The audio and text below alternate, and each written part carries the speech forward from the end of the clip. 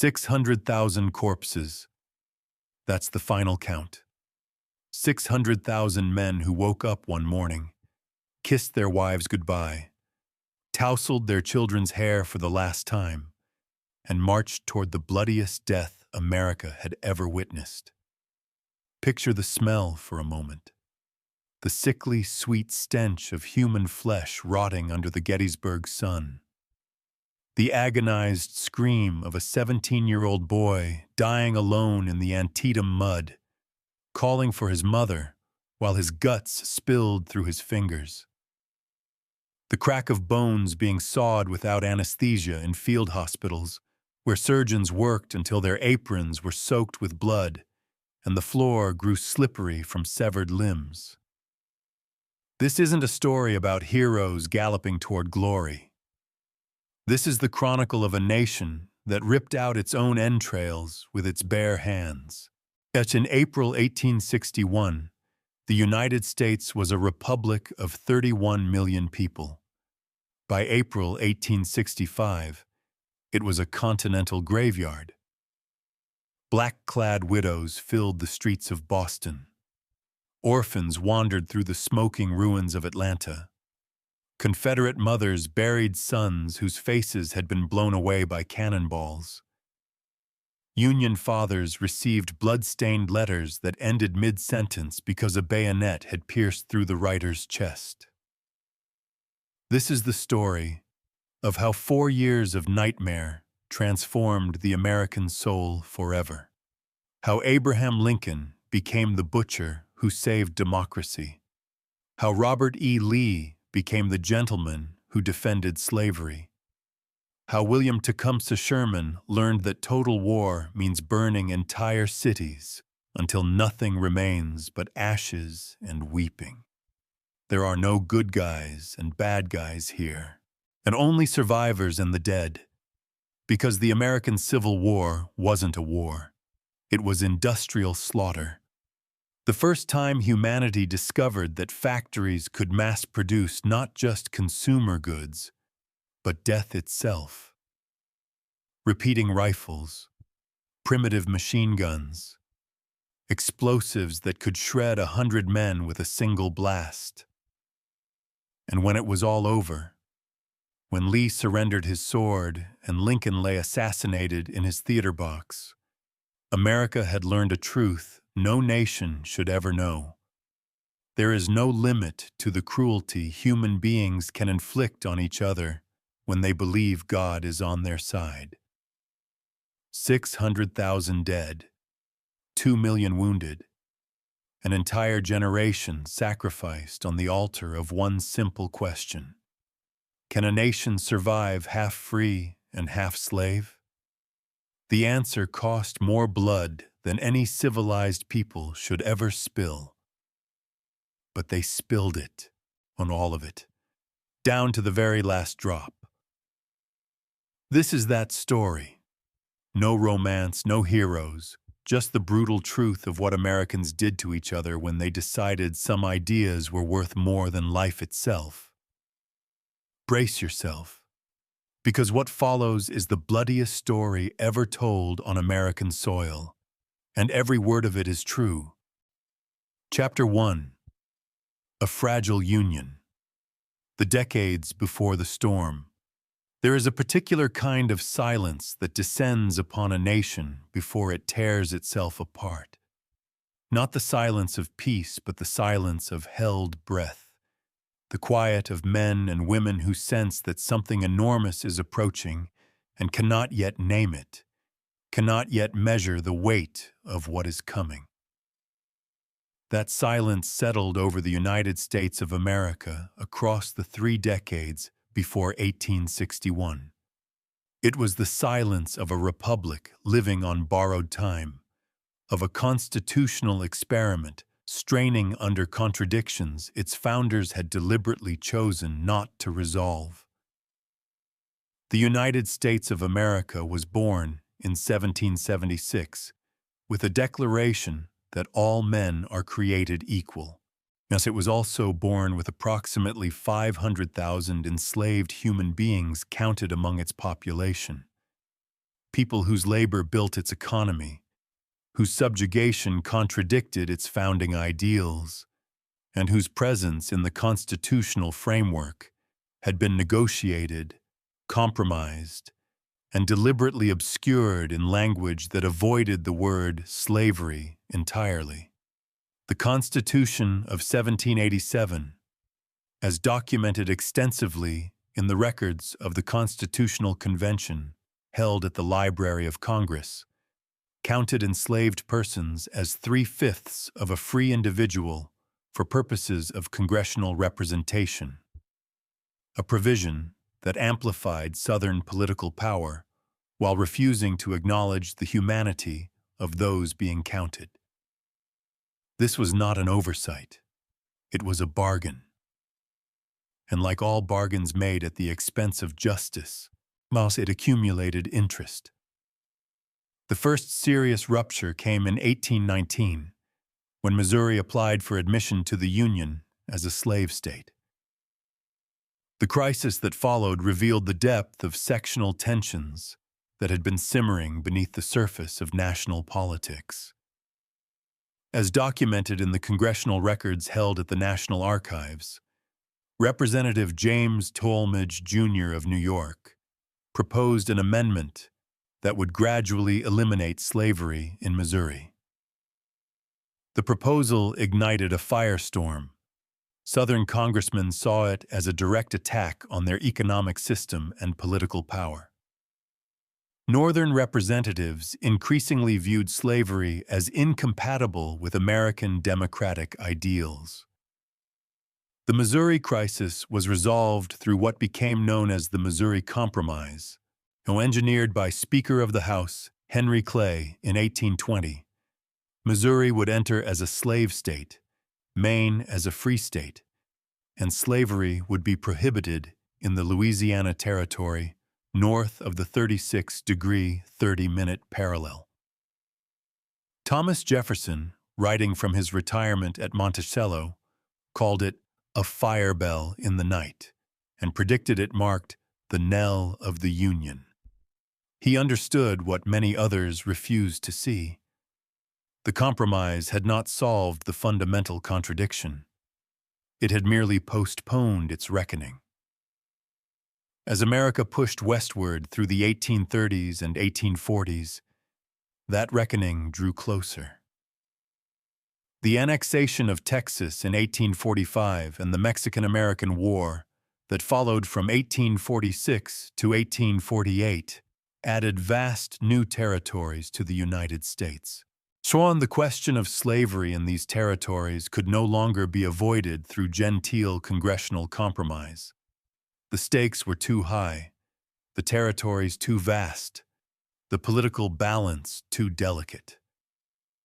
By 1848, the United States faced a crisis that threatened its very survival.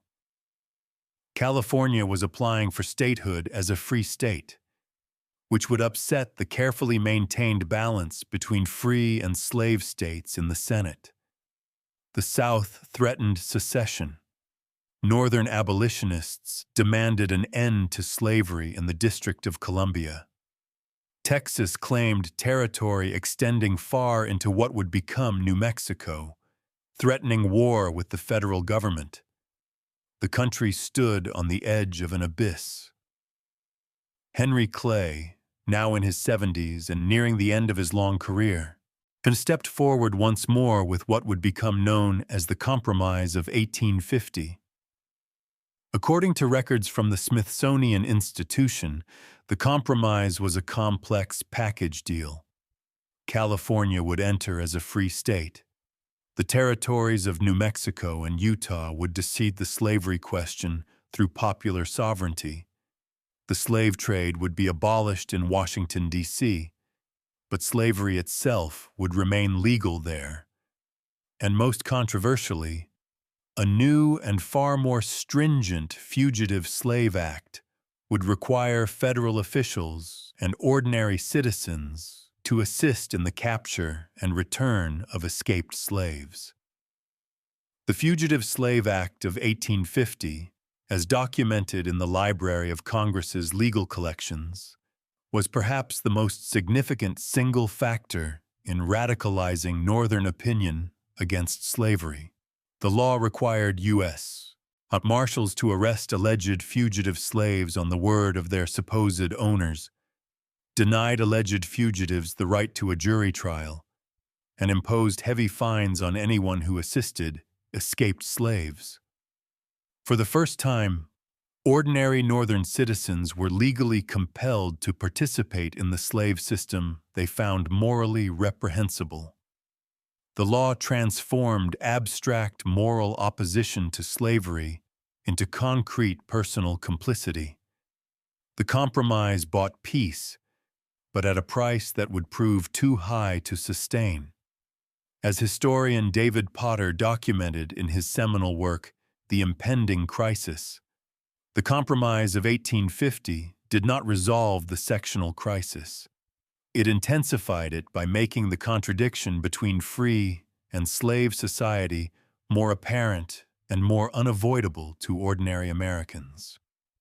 The fragile peace lasted barely 4 years. In 1854, Senator Stephen Douglas of Illinois introduced the Kansas-Nebraska Act, which would organize the territories of Kansas and Nebraska under the principle of popular sovereignty, allowing the residents to decide whether to permit slavery. The act explicitly repealed the Missouri Compromise's prohibition of slavery north of 36 degrees 30 minutes, opening vast new territories to the possibility of slave expansion. Douglas believed he was offering a democratic solution to an intractable problem. Instead, he unleashed forces that would tear the country apart. The Kansas-Nebraska Act passed Congress, but it shattered the existing political system. The Whig Party collapsed under the sectional pressure. A new Republican Party formed around the principle of preventing slavery's expansion into the territories. And in Kansas itself, pro-slavery and anti-slavery settlers poured in from across the country, turning the territory into a battleground that presaged the larger conflict to come. Bleeding Kansas, as it came to be known, was America's dress rehearsal for civil war. According to the Kansas Historical Society's archives, the violence in Kansas Territory between 1854 and 1859 claimed over 200 lives and displaced thousands more. The most shocking incident occurred in May 1856, when abolitionist John Brown and his followers murdered 5 pro-slavery settlers in cold blood at Pottawatomie Creek. The massacre electrified the nation and demonstrated that the slavery question could no longer be resolved through political compromise alone. Yet the violence in Kansas spilled over into Congress itself. In May 1856, Congressman Preston Brooks of South Carolina brutally caned Senator Charles Sumner of Massachusetts on the Senate floor after Sumner delivered a speech denouncing slavery and personally insulting Brooks's uncle, Senator Andrew Butler. The caning left Sumner seriously injured and unable to return to the Senate for over 3 years. In the North, Sumner became a martyr to the cause of free speech and opposition to slavery. In the South, Brooks became a hero who had defended Southern honor against Northern insults. The same event, interpreted through 2 incompatible worldviews, drove the sections further apart. The final blow to any hope of peaceful resolution came in March 1857. When the Supreme Court handed down its decision in Dred Scott v. Sanford. Chief Justice Roger Taney, writing for the majority, ruled that African Americans could never be American citizens, that Congress had no power to prohibit slavery in the territories, and that the Missouri Compromise had been unconstitutional from the beginning. According to the National Archives Supreme Court collection, Taney's decision was intended to settle the slavery question once and for all by removing it from the political sphere. Instead, it had precisely the opposite effect. The Dred Scott decision outraged Northern opinion and gave credibility to Republican claims that a slave power conspiracy controlled the federal government. If Congress could not prohibit slavery in the territories, and if African Americans could never be citizens, then the Republican Party's entire platform was unconstitutional. The decision seemed to promise a future in which slavery would spread throughout the American continent, protected by federal law and immune from Democratic opposition. By the late 1850s, the United States had become two incompatible societies sharing a common government. The North was increasingly industrial, urban, and committed to free labor ideology. The South remained overwhelmingly agricultural, rural, and dependent on slave labor. As historian James McPherson documented in Battle Cry of Freedom, these were not merely economic differences. They represented fundamentally different conceptions of American society, different definitions of freedom, different understandings of the Constitution itself. The presidential election of 1860 would force Americans to choose between these incompatible visions. Abraham Lincoln, the Republican nominee, had built his political career on opposition to slavery's expansion. He was not an abolitionist. He repeatedly stated that he would not interfere with slavery where it already existed. But his election would represent Northern victory in the struggle over America's future direction. For many Southerners, Lincoln's election would constitute an intolerable assault on their way of life, their property, and their understanding of constitutional government. As 1860 dawned, the American experiment in self-government faced its greatest test. The generation that had founded the Republic had passed away, taking with them the shared memory of revolutionary struggle that had once bound Americans together despite their differences. A new generation, born into sectionalism and raised on mutual suspicion, would determine whether the United States would survive as one nation or fragment into two. The choices they made in the months to come would shape not only American history, but the future of democratic government throughout the world. The war was not inevitable. Even as late as December 1860, compromise proposals circulated through Congress. But inevitability was not the point. The point was that by 1860, the United States had become a house divided against itself, and as Lincoln himself had predicted, it could not long endure half slave and half free. The decades before the storm had created conditions in which reasonable people could no longer reason together, in which compromise had become impossible, and in which the Union itself had become the stakes in an irreconcilable conflict. The storm was coming. Chapter 2. Secession. The nation breaks apart. The news reached Charleston, South Carolina, shortly after midnight on November 7, 1860. Abraham Lincoln, the Republican candidate who was not even on the ballot in 10 Southern states, had won the presidency of the United States with less than 40% of the popular vote. In the offices of the Charleston Mercury, editor Robert Barnwell Rhett, Jr. prepared the headline that would appear in the morning edition. The tea has been thrown overboard. The Revolution of 1860 has been initiated. For many Southerners, Lincoln's election represented not a political defeat, but an existential threat. The Republican Party had been founded on the principle of preventing slavery's expansion into the territories. If slavery could not expand, Southern leaders reasoned, it would eventually be surrounded by free states and strangled into extinction. As documented in the papers of Jefferson Davis held at the Library of Congress, Southern politicians had spent the 1850s warning their constituents that Republican victory would mean economic ruin, social revolution, and racial violence. Lincoln's election seemed to vindicate their darkest predictions. The response was swift and decisive. On November 10th, just 3 days after the election, the South Carolina legislature called for a secession convention. Other Deep South states quickly followed. As recorded in the official proceedings held at the National Archives, these were not mob gatherings or spontaneous expressions of popular anger. They were carefully planned, legally constituted assemblies of each state's political elite, following established procedures for constitutional change.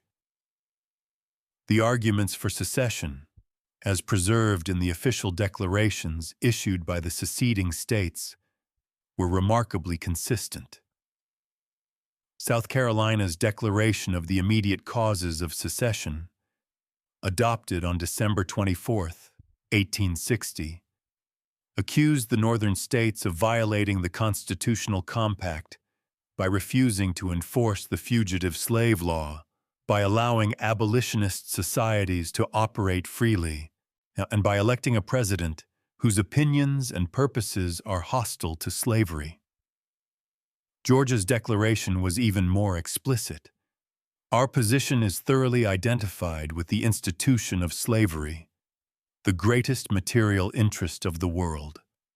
Abraham Lincoln, still in Springfield, Illinois, preparing for his inauguration, watched the Union dissolve around him.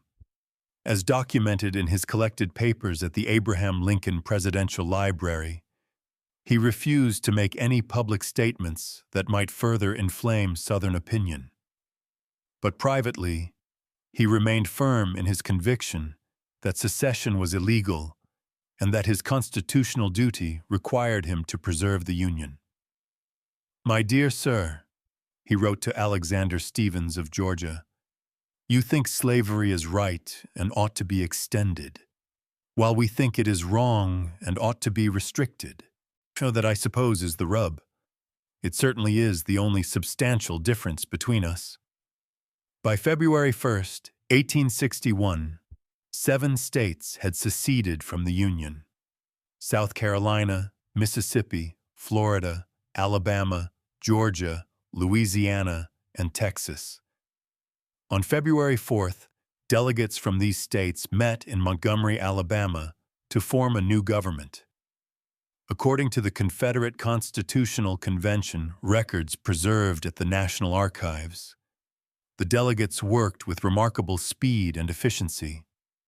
Within 5 days, they had adopted a provisional constitution, elected Jefferson Davis as provisional president, and established the Confederate States of America as a functioning government.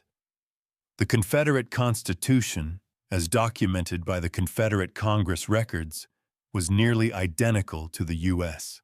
Constitution with several key differences.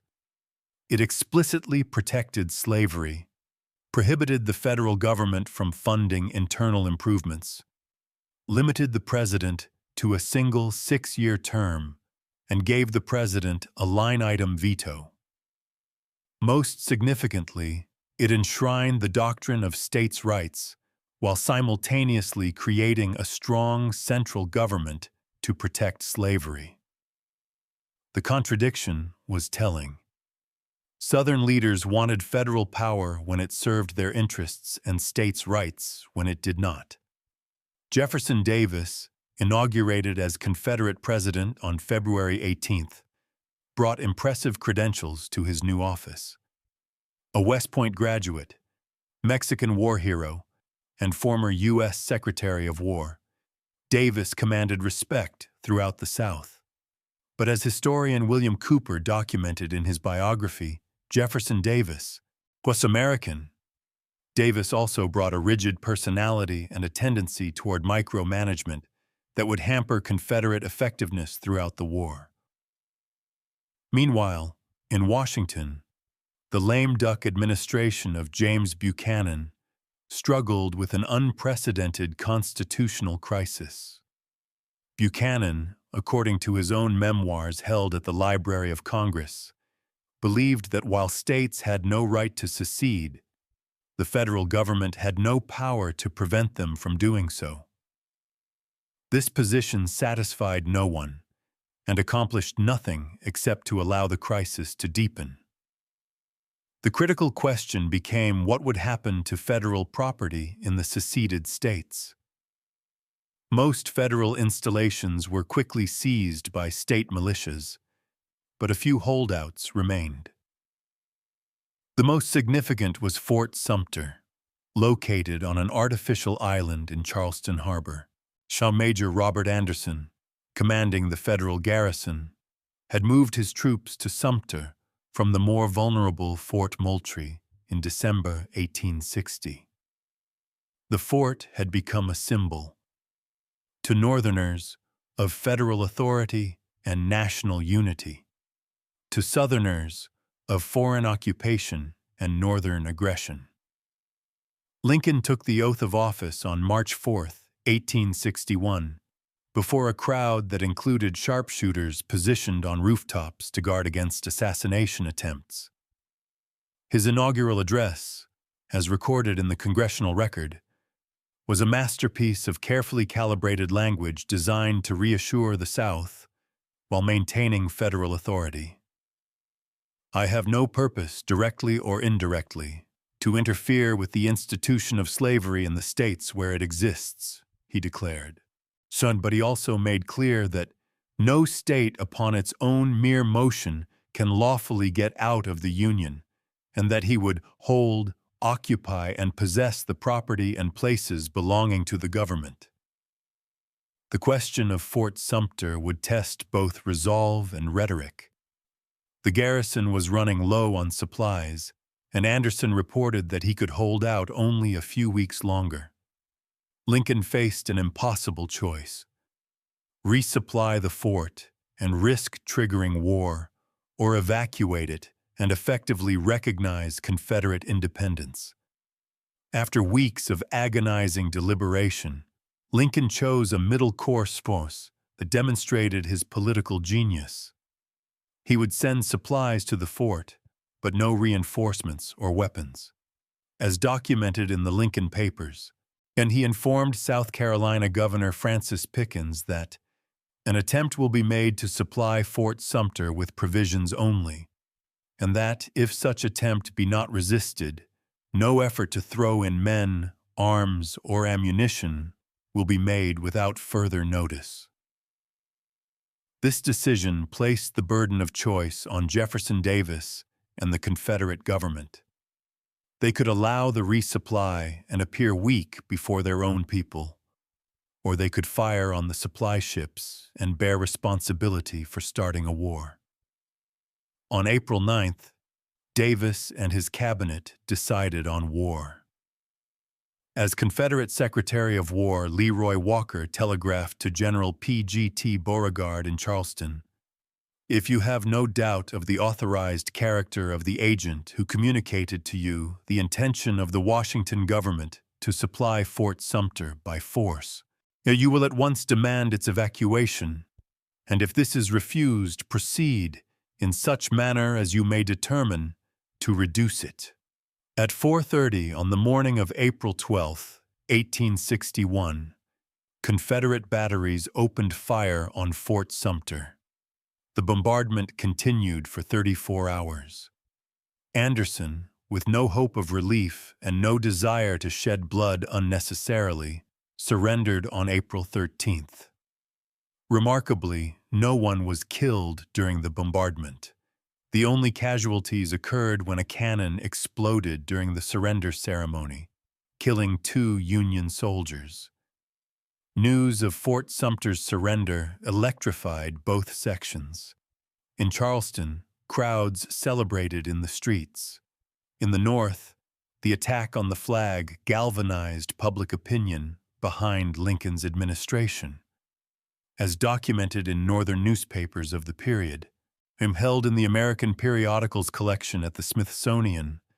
The assault on Fort Sumter was seen not as a legitimate act of war by an independent nation, but as a treasonous rebellion against lawful authority. Lincoln's response was swift and decisive. On April 15th, he issued a proclamation calling for 75,000 volunteers to serve for 3 months to suppress the rebellion and enforce federal law. The proclamation forced the 8 remaining slave states to choose sides. Virginia, North Carolina, Tennessee, and Arkansas quickly joined the Confederacy rather than participate in what they saw as coercion of their sister states. Maryland, Kentucky, Missouri, and Delaware remained in the Union, though not without significant internal conflict. The secession of Virginia was particularly devastating to the Union cause. Virginia was the most populous and prosperous of the southern states, home to the national capital region and the symbolic heart of American nationalism. When Virginia seceded on April 17th, the Confederacy gained not only a crucial state, but also some of the most talented military officers in the United States Army. Robert E. Lee, offered command of Union forces by Lincoln, instead resigned his commission and accepted command of Virginia state forces. "I cannot raise my hand against my birthplace, my home, my children," he explained to his sister. By the end of April 1861, the map of America had been redrawn. 11 states had left the Union and formed the Confederate States of America, stretching from Virginia to Texas and encompassing nearly 9 million people, and including nearly 4 million enslaved African Americans. The remaining 23 states, with a population of over 22 million, remained in the Union. Both sides prepared for what most expected would be a brief conflict to determine the future of the American experiment. The failure of compromise, the decision for war, and the division of the Union represented more than political disagreement. They represented the breakdown of the constitutional system itself. The generation of 1861 faced a crisis that the founders had not anticipated, and for which the Constitution provided no clear guidance. Could a democratic republic survive when its citizens could no longer agree on the fundamental questions of nationhood? The answer would be written in blood across the battlefields of the next 4 years, and the nation had broken apart. Now it would discover whether it could be put back together again. Chapter 3: Brothers at War. The Early Battles. On July 21, 1861, hundreds of well-dressed civilians from Washington packed picnic lunches and rode out in carriages to watch the Union Army crush the rebellion once and for all.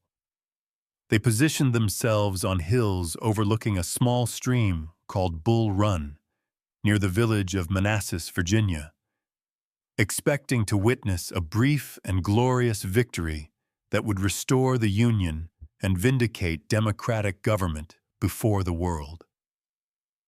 What they saw instead was the birth of modern warfare and the death of American innocence. With the optimism that pervaded both North and South in the spring of 1861 was genuine and nearly universal.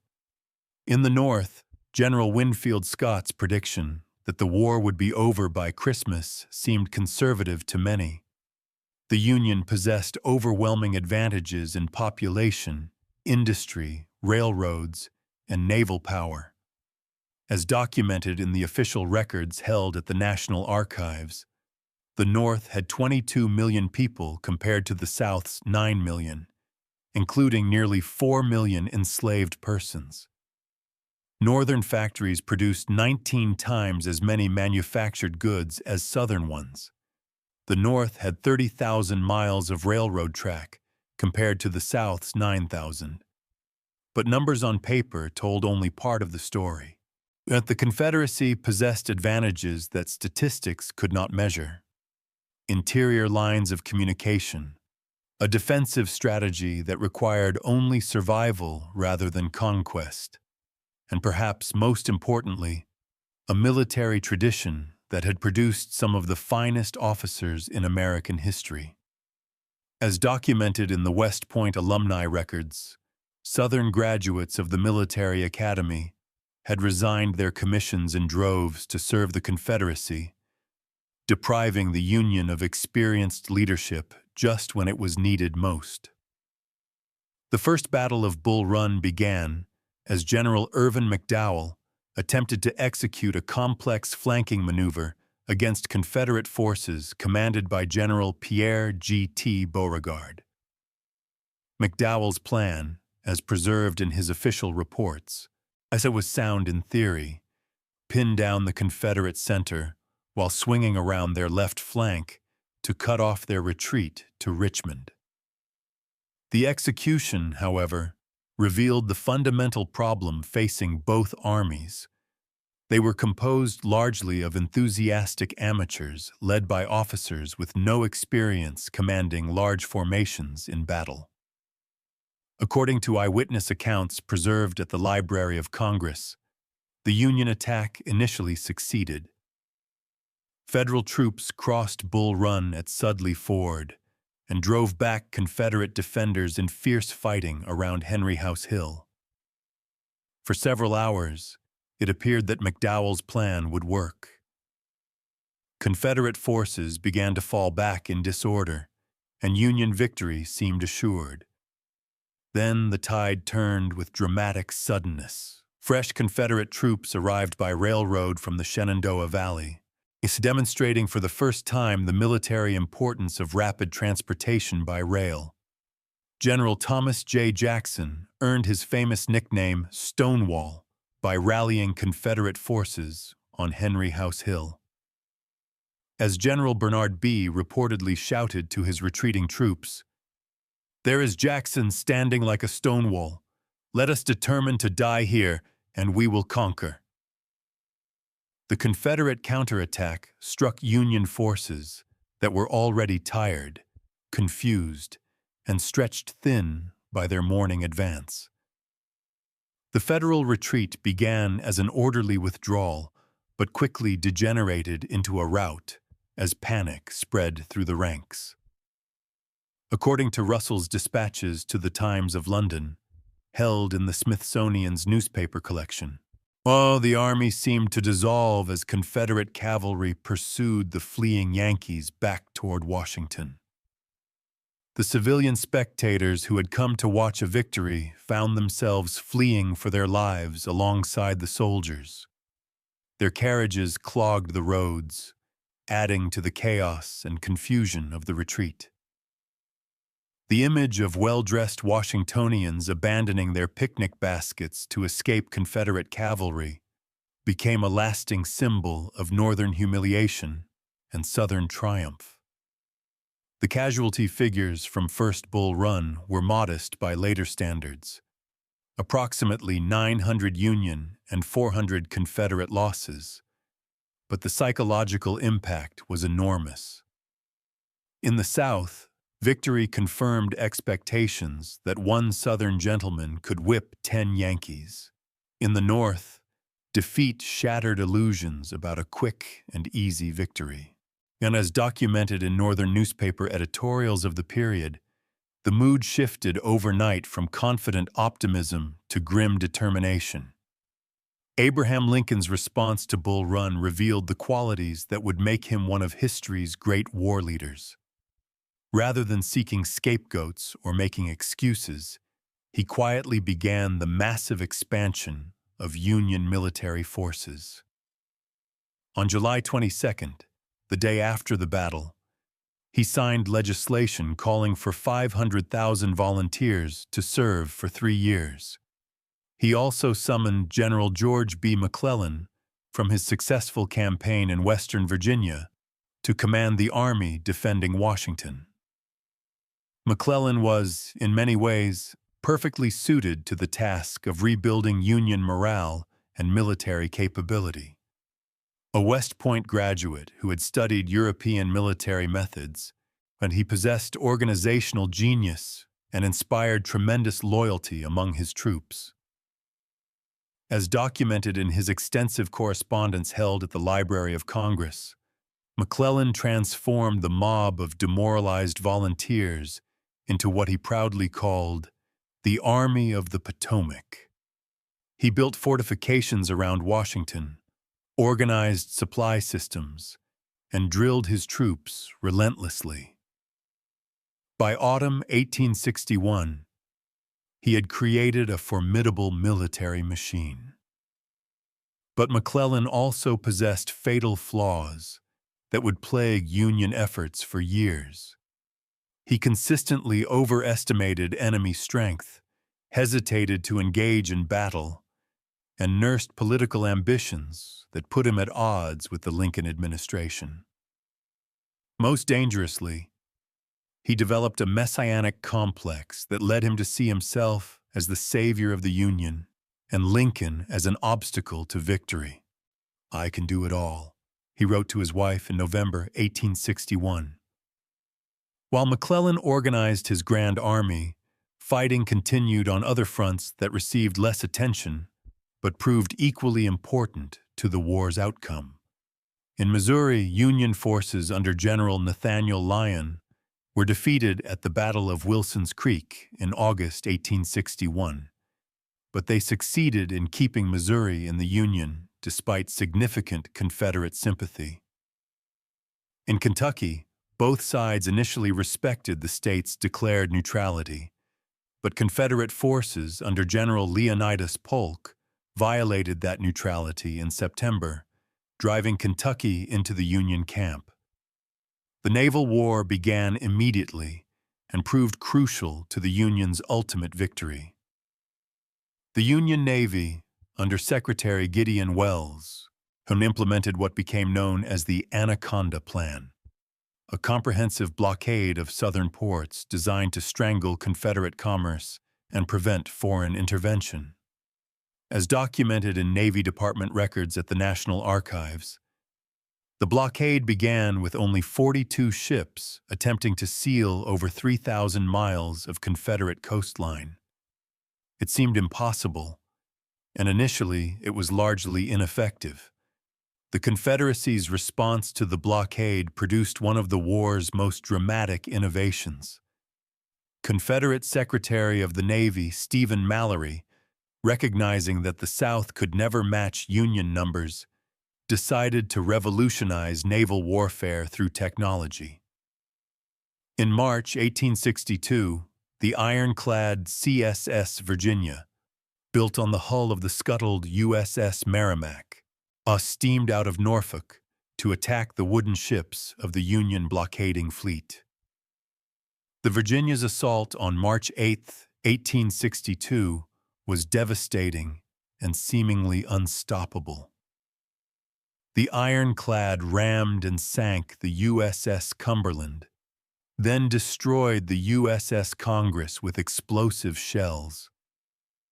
According to eyewitness accounts preserved at the Mariners Museum, sailors on both sides watched in amazement as cannonballs bounced harmlessly off the Virginia's iron armor. The age of wooden warships appeared to have ended in a single day, but Union naval engineers had been working on their own ironclad design. On March 9th, the USS Monitor arrived at Hampton Roads for one of history's most famous naval duels. The battle between the Monitor and the Virginia ended in a draw, but it demonstrated that ironclad technology was the future of naval warfare. Or, as Assistant Secretary of the Navy, Gustavus Fox telegraphed to Secretary Welles, "The Iron Age has begun." By the end of 1861, Both North and South had abandoned their initial expectations of a quick war. The conflict that had begun with picnics at Bull Run was settling into what would become a long and bloody struggle for national survival. Union armies had suffered humiliating defeats but were growing stronger and more experienced.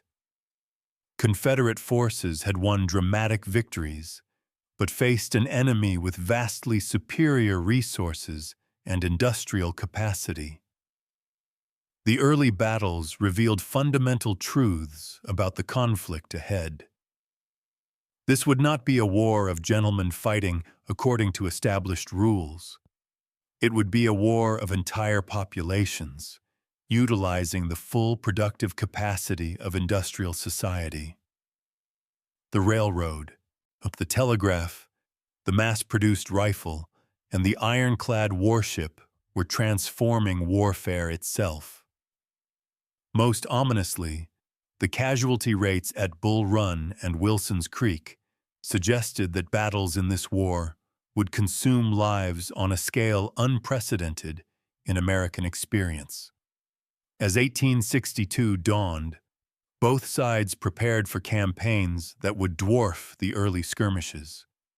In Washington, Lincoln urged McClellan to advance against Richmond. In Richmond, Jefferson Davis and his generals planned their own offensives designed to carry the war to Union territory. Neither side yet understood the full magnitude of what they had undertaken, so the war that had begun with expectations of glory and quick victory was about to become something far darker and more terrible, a conflict that would test not only the survival of the Union, but the very foundations of American civilization itself. Chapter 4. A New Kind of War. Industry, Death, and Total Mobilization. The photograph arrived at Matthew Brady's New York gallery on a crisp October morning in 1862. Brady himself had taken it 3 days earlier on the battlefield of Antietam, Maryland, where Union and Confederate armies had fought the single bloodiest day in American military history. The image showed corpses of Confederate soldiers sprawled along a sunken road that locals would forever after call Bloody Lane.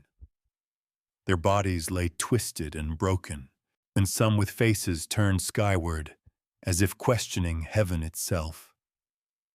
For the first time in human history, civilians could see the true face of modern warfare in horrifying detail. Brady's decision to display the Antietam photographs publicly marked a watershed moment in American consciousness. As documented in contemporary newspaper accounts held at the Smithsonian Institution, crowds gathered outside his Broadway gallery in silent shock. The New York Times reported that Brady had done something to bring home to us the terrible reality and earnestness of war.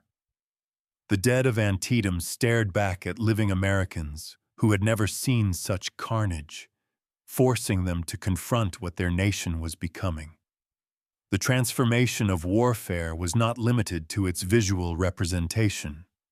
By 1862, the Civil War had become the first truly modern conflict, utilizing technologies and strategies that would define military affairs for the next century. The railroad, which had revolutionized American commerce in the 1850s, now revolutionized military logistics. Both armies moved troops and supplies with unprecedented speed across vast distances. The Baltimore and Ohio Railroad alone transported over 40 million pounds of supplies for Union forces during the war, according to company records preserved at the Library of Congress. The telegraph enabled commanders to coordinate complex operations across multiple theaters simultaneously. President Lincoln spent hours each day in the War Department telegraph office, monitoring battles in real time and issuing orders to generals hundreds of miles away. And as documented in Lincoln's correspondence, the president became America's first commander-in-chief to exercise direct operational control over distant military campaigns through instantaneous electronic communication. But it was the transformation of weaponry that made the Civil War truly modern in its lethality. The rifled musket, mass-produced in northern factories and used by both sides, was accurate at ranges up to 500 yards, 3 times the effective range of the smooth-bore muskets used in previous wars. This technological revolution rendered traditional battlefield tactics obsolete and transformed warfare from a contest between professional armies into an industrial process of mass destruction. With the contrast between northern industrial capacity and southern agricultural economy became more pronounced with each month of war. According to economic data compiled by the National Archives, northern states produced over 90% of America's manufactured goods, including nearly all firearms, ammunition, and military equipment. The Colt Armory in Hartford, Connecticut, alone produced over 350,000 revolvers during the war. The Springfield Armory in Massachusetts manufactured over 800,000 rifles. Confederate efforts to build an industrial base during wartime demonstrated both Southern ingenuity and the limitations of their agricultural society. Josiah Gorgas, Confederate Chief of Ordnance, performed near miracles in creating an arms industry from scratch.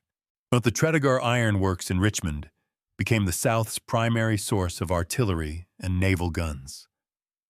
But as Gorgas himself noted in his wartime diary, held at the University of Alabama archives, Confederate industry could never match Northern production capacity. "We are not only fighting the United States," he wrote, "we are fighting the 19th century." The human cost of this industrial warfare became apparent in casualty statistics that dwarfed previous American conflicts.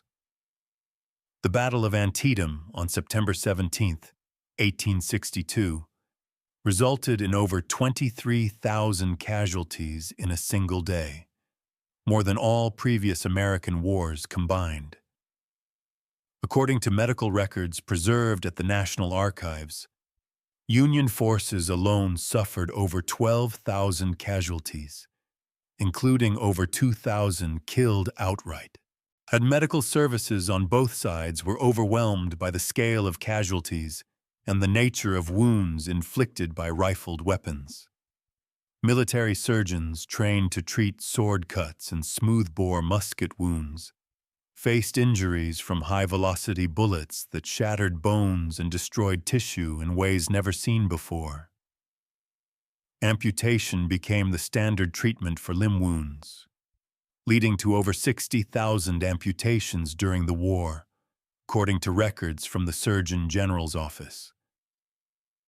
The establishment of effective medical care required unprecedented organizational innovations. Clara Barton, who would later found the American Red Cross, pioneered the concept of battlefield nursing, despite fierce opposition from military authorities, who considered the presence of women near combat inappropriate. Her detailed records, long preserved at the Library of Congress, document the evolution of military medicine from medieval barbarity to something approaching modern standards of care. The United States Sanitary Commission, founded in June 1861, represented the first systematic attempt to provide humanitarian aid during warfare.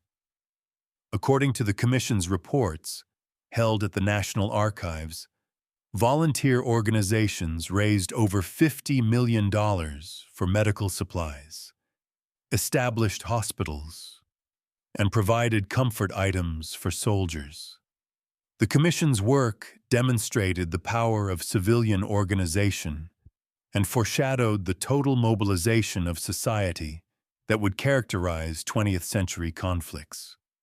Railroad warfare emerged as a crucial component of military strategy.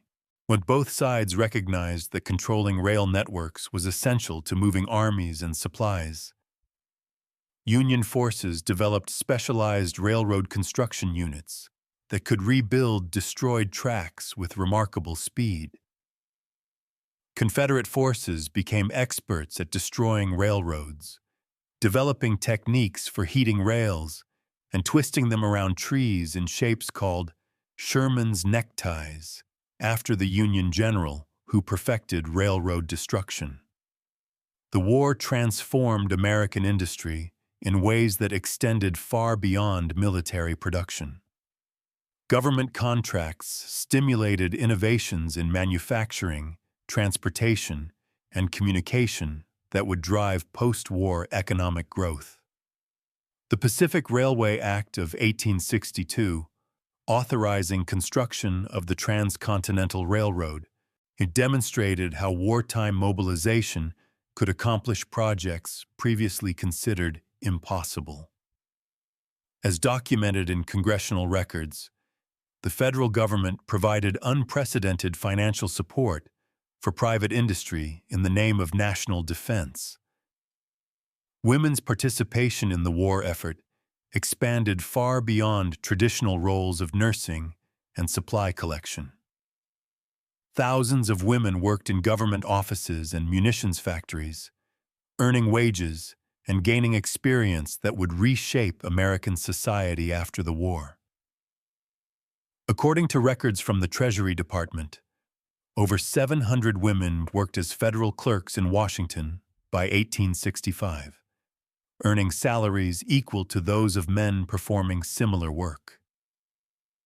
The economic transformation extended to agriculture as well as industry. Northern farmers, who, despite sending sons and hired hands to war, actually increased production through mechanization. The McCormick reaper, which could harvest grain as fast as 10 men with scythes, was widely adopted during the war years. As documented in agricultural statistics compiled by the Department of Agriculture, Northern wheat production increased by over 20% between 1860 and 1865. Confederate agriculture faced greater challenges due to Union blockade and occupation of productive regions.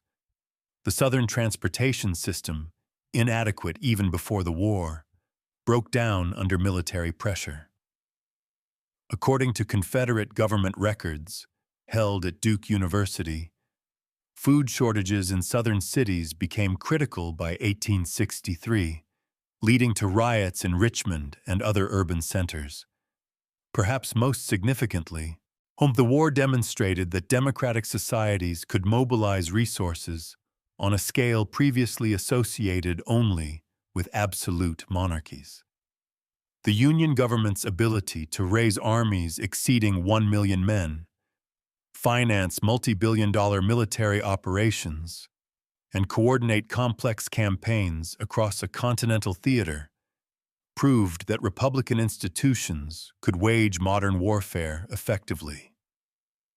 As 1862 drew to a close, both North and South had been transformed by forces they had unleashed but could not fully control. The conflict that had begun as a political dispute over constitutional principles had become an industrial war of unprecedented scale and ferocity.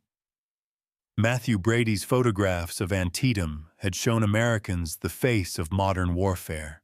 Well, the question now was whether American society could endure the full implications of what they had seen. The war was no longer a contest between regional cultures. It had become a struggle between 19th century industrial civilization and everything that had come before it. In that struggle, there could be only one victor. Chapter 5. Emancipation and Transformation. On the first day of January, 1863, Abraham Lincoln sat in his White House study with a pen in his hand and the weight of history on his shoulders.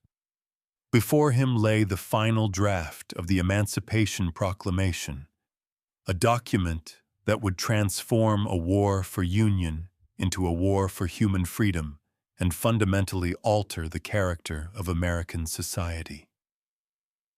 As Lincoln lifted the pen to sign, he paused, while his hand trembled slightly, not from nervousness, but from fatigue after shaking hundreds of hands at the traditional New Year's reception. "I do not want it to appear as if I hesitated," he told Secretary of State William Seward. Then, in firm letters, he wrote, "Abraham Lincoln." The road to emancipation had been neither straight nor simple. Lincoln, as documented extensively in his collected papers, had entered the presidency committed to preventing slavery's expansion, but not to abolishing it where it already existed. His primary goal, repeated countless times in speeches and letters, was preserving the Union. "My paramount object in this struggle is to save the Union, with or without slavery," he wrote to newspaper editor Horace Greeley in August 1862. "If I could save the Union without freeing any slave, I would do it. And if I could save it by freeing all the slaves, I would do it." But war has its own logic, and the logic of the Civil War inexorably pushed Lincoln toward emancipation.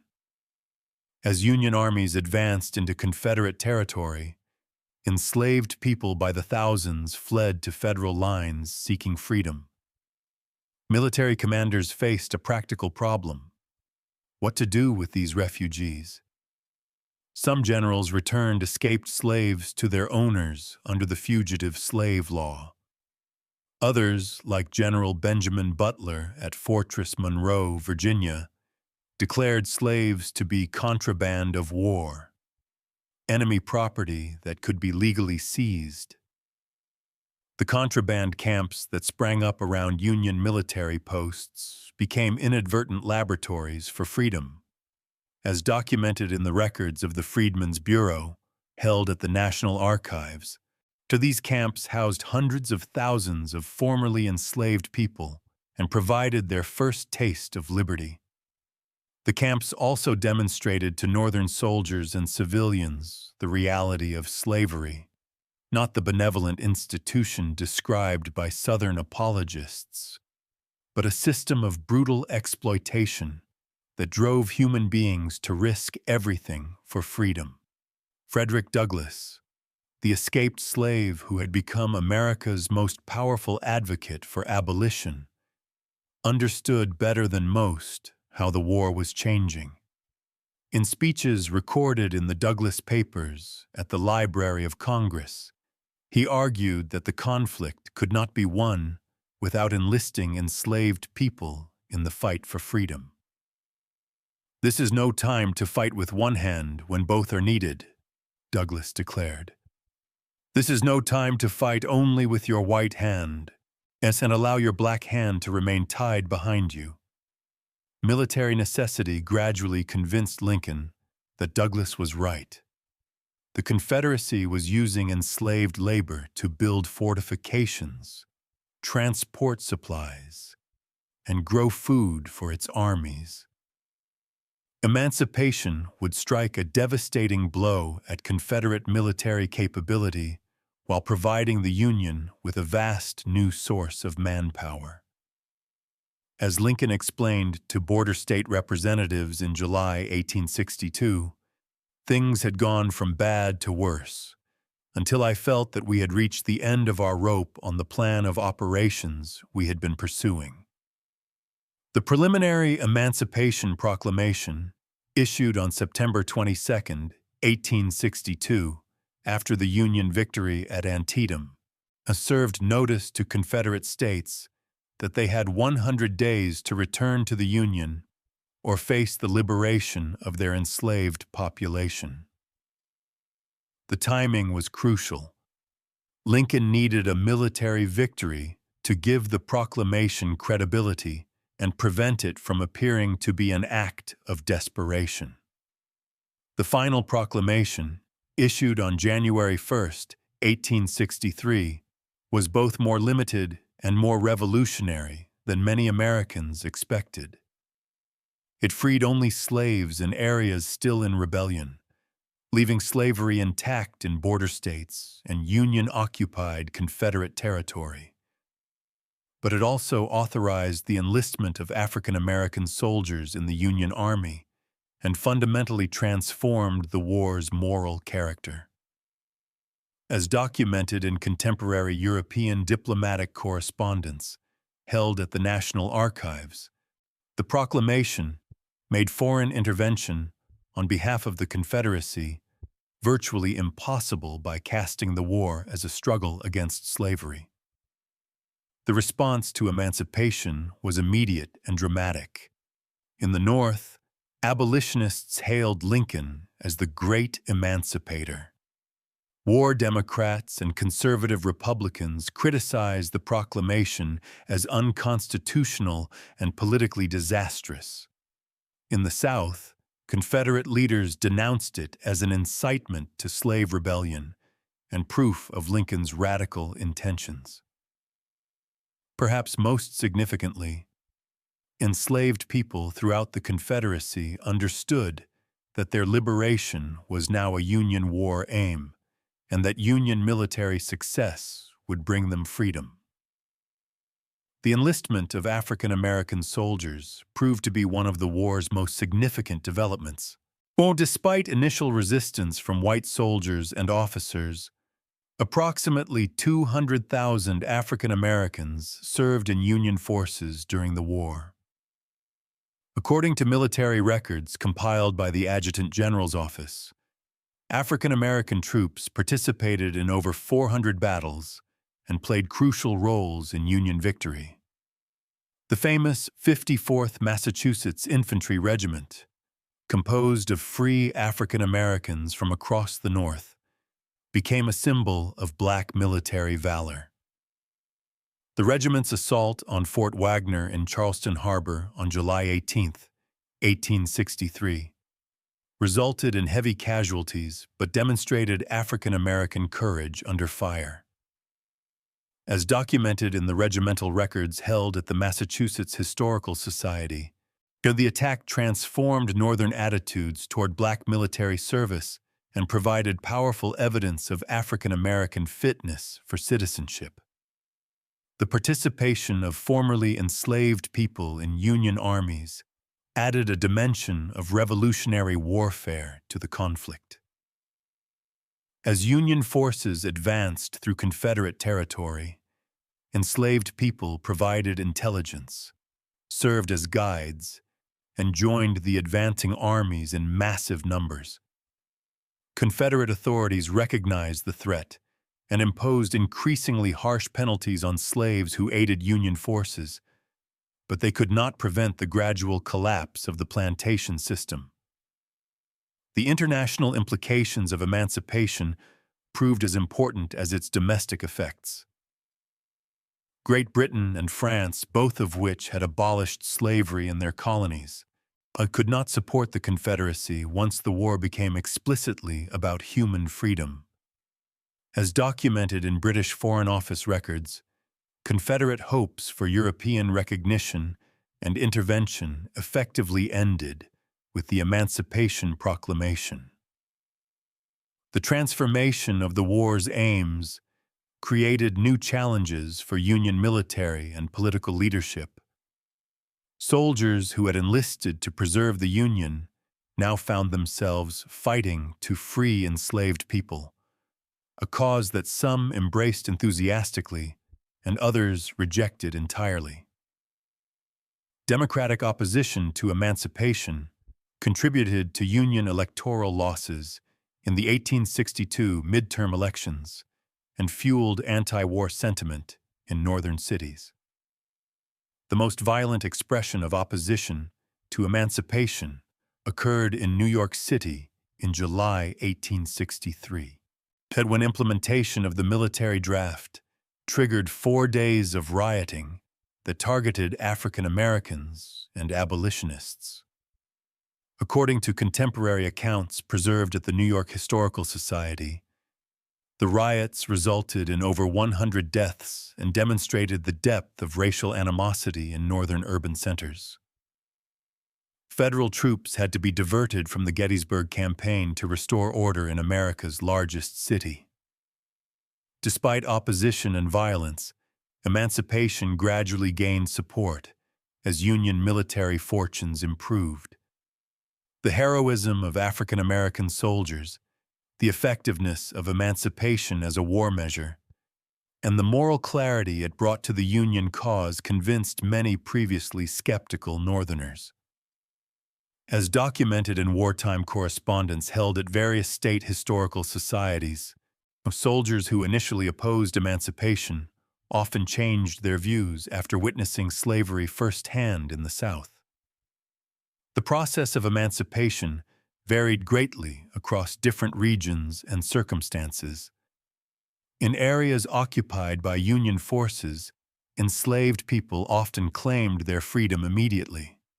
In areas still controlled by Confederate forces, the plantation system persisted, though, with increasing difficulty.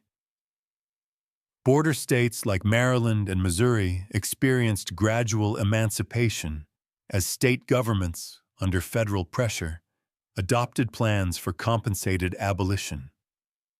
By 1864, the war had become what Lincoln called a new birth of freedom, not merely a struggle to preserve the Union as it had been, but an effort to create a new Union founded on principles of human equality.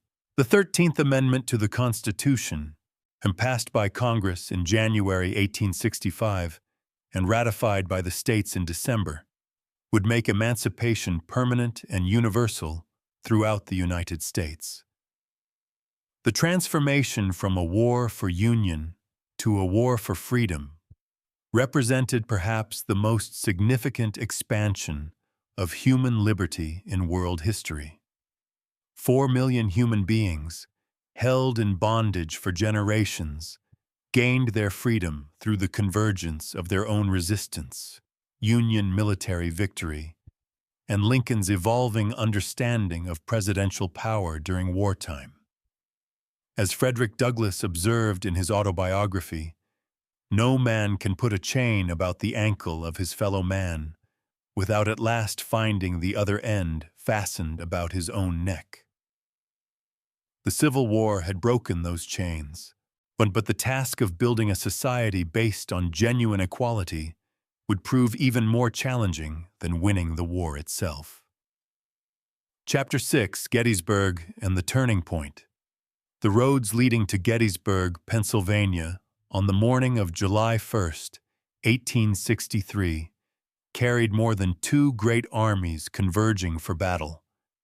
They carried the hopes and fears of a nation that had been at war for over 2 years, the dreams of Confederate independence and Union preservation, the future of slavery and freedom in America.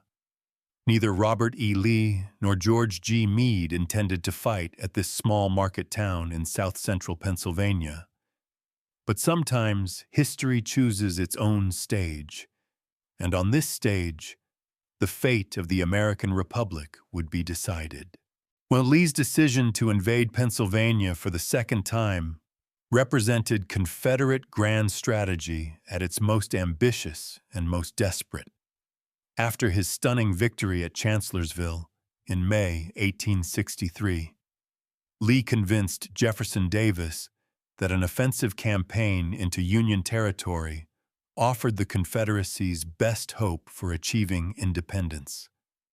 As documented in Lee's correspondence with Davis, preserved at the National Archives, the Confederate commander believed that a major victory on Northern soil might force Lincoln to negotiate peace or convince European powers to recognize Confederate independence. The Army of Northern Virginia that crossed the Potomac into Maryland and Pennsylvania in June 1863 was arguably the finest military force in American history. 75,000 veteran soldiers, commanded by generals whose names would become legendary, James Longstreet, J.E.B. Stuart, A.P. Hill, Richard Ewell, marched north with confidence born of repeated victory over Union armies. As one Confederate private wrote home, preserved in the collection of the Museum of the Confederacy, "We will show the Yankees what war means on their own soil." But Lee's army also carried the burden of Confederate limitations that no amount of courage could overcome. The soldiers were poorly supplied, many marching barefoot or in rags. Their horses were undernourished and overworked. Most critically, Confederate intelligence had broken down completely. J.E.B. Stuart, Lee's eyes and ears, had embarked on an ill-conceived cavalry raid that left Lee blind to Union movements during the crucial early stages of the campaign. George Gordon Meade, newly appointed to command the Army of the Potomac just 3 days before the battle, brought very different qualities to the approaching confrontation. A careful, methodical general who inspired respect rather than adoration, Meade commanded Union forces that were larger, better equipped, and fighting on familiar territory. As documented in his official reports, held at the Library of Congress, Meade understood that his primary mission was not to achieve tactical brilliance, but to prevent Lee from winning a decisive victory on Union soil. The battle began by accident when Confederate troops searching for supplies encountered Union cavalry, commanded by General John Buford west of Gettysburg. Buford, recognizing the strategic importance of the town's road network, deployed his dismounted cavalry on McPherson Ridge and sent urgent messages for infantry support. The first shots fired at Gettysburg were between cavalry forces, but by afternoon of July 1st, both armies were rushing troops toward the sound of battle. The first day's fighting went badly for Union forces. Confederate attacks from the north and west drove Federal troops through Gettysburg itself in considerable confusion. General John Reynolds, commanding the Union First Corps, was killed early in the battle, depriving the Army of the Potomac of one of its ablest commanders. By evening, Union forces had retreated to defensive positions on Cemetery Ridge and Culp's Hill south of town, while Confederate forces occupied Gettysburg and the parallel Seminary Ridge to the west. That evening, as documented in post-war memoirs held at various military collections, Lee faced a crucial decision. His army had won a tactical victory, but lacked the strength to exploit it immediately. General Longstreet urged Lee to disengage and maneuver around the Union flank, forcing Meade to attack Confederate positions. Lee, however, was convinced that his army could achieve decisive victory by attacking Union positions directly. "The enemy is there," he reportedly told Longstreet, pointing toward Cemetery Ridge, "and I am going to strike him." The second day of battle, July 2nd, saw Lee attempt to execute his plan through coordinated attacks on both Union flanks. On the Confederate right, Longstreet's corps was to assault the Union left at Little Round Top and Devil's Den. On the Confederate left, Ewell's corps was to strike at Culp's Hill and Cemetery Hill. The attacks were to be simultaneous and mutually supporting, but battlefield communication problems prevented proper coordination. The fighting on July 2nd produced some of the war's most famous small unit actions. At Little Round Top, the 20th Maine Infantry Regiment, commanded by Colonel Joshua Lawrence Chamberlain, held the extreme left of the Union line against repeated Confederate assaults. When his ammunition ran low and his men were exhausted, Chamberlain ordered a bayonet charge that broke the Confederate attack and likely saved the Union position. As documented in Chamberlain's own account, preserved at the Bowdoin College Library, "At that crisis, I ordered the bayonet, and the word was enough." Confederate attacks on July 2nd came close to success, but failed to achieve decisive results. Despite heroic efforts and heavy casualties, Lee's forces could not break the Union line.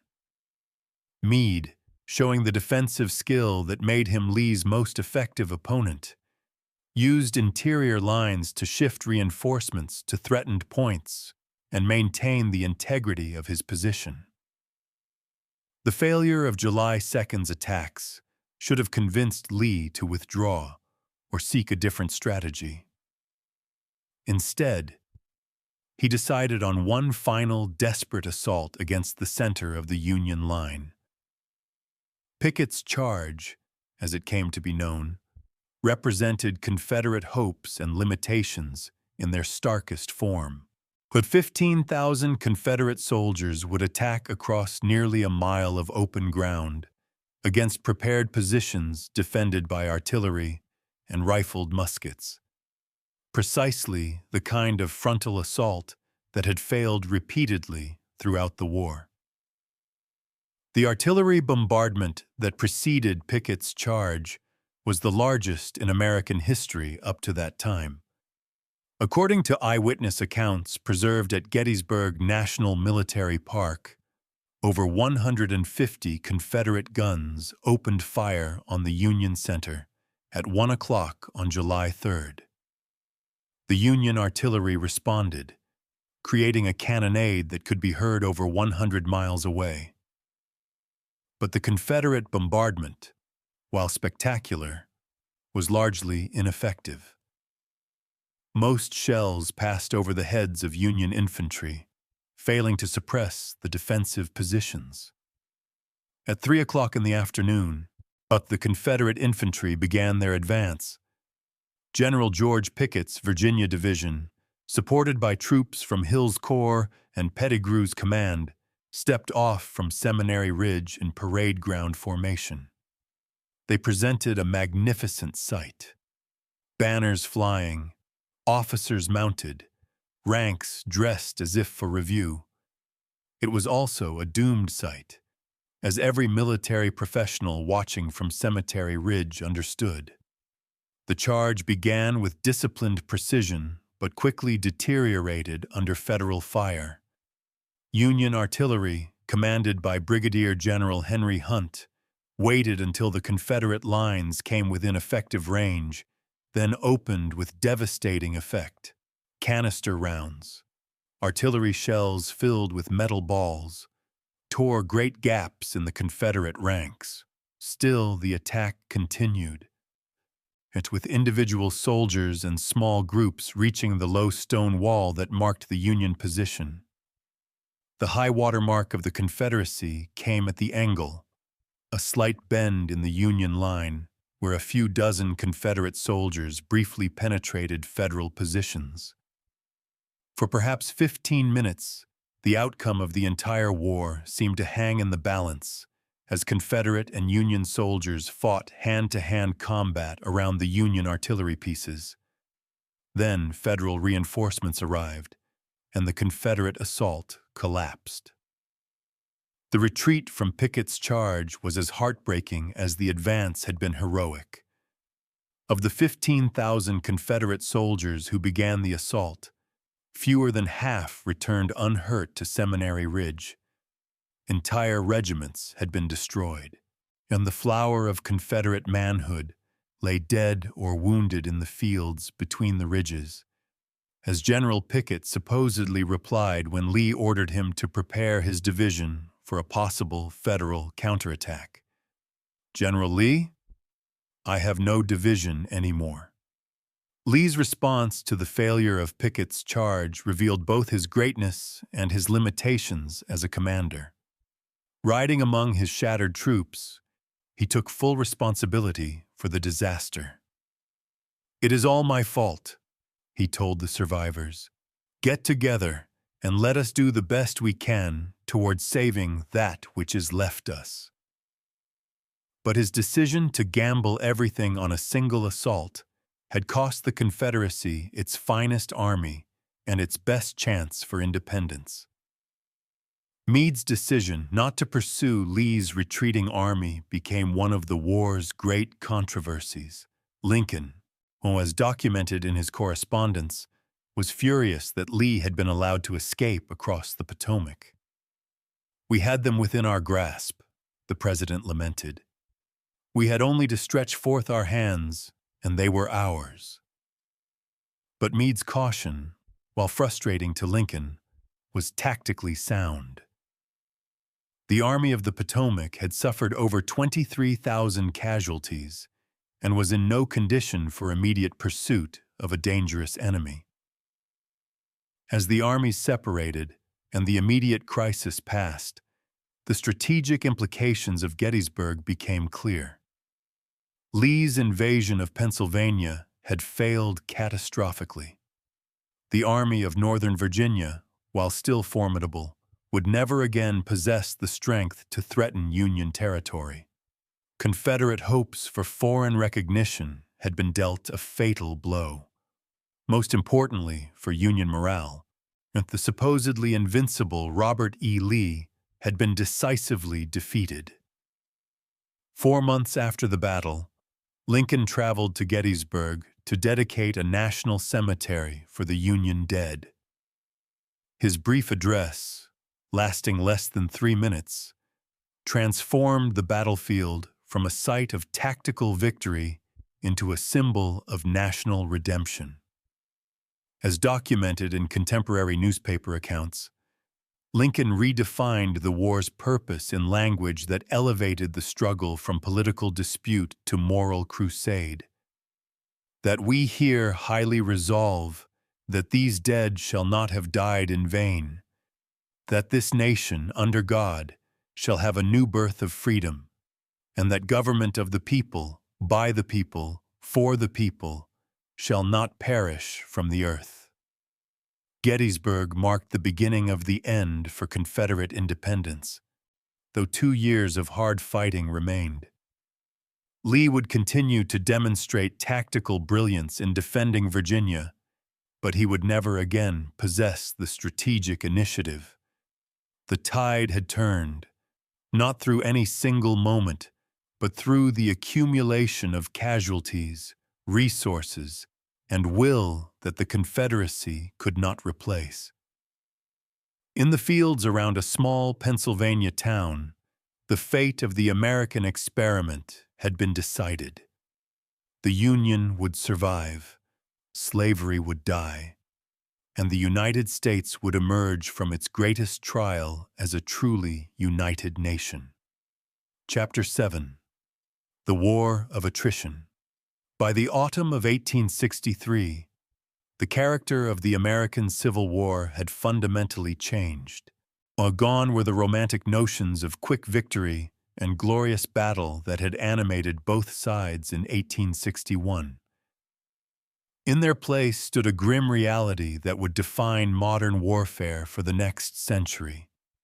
Industrial nations at war would grind each other down through systematic destruction until one side could no longer continue. The Confederacy, despite heroic resistance and tactical brilliance, was slowly being crushed by the vast weight of Union resources, manpower, and industrial capacity. Ulysses S. Grant's promotion to General-in-Chief of all Union armies in March 1864 brought to the Union cause a commander who understood the mathematics of attrition. As documented in Grant's personal memoirs and military correspondence held at the Library of Congress, John Grant recognized that the Confederacy could not indefinitely replace its losses in men and material. His strategy was brutally simple: engage Confederate armies simultaneously on all fronts, preventing them from shifting resources to threatened points, and maintain continuous pressure until Southern resistance collapsed. Grant's comprehensive strategy coordinated 5 separate Union armies in what he called his Grand Campaign of 1864.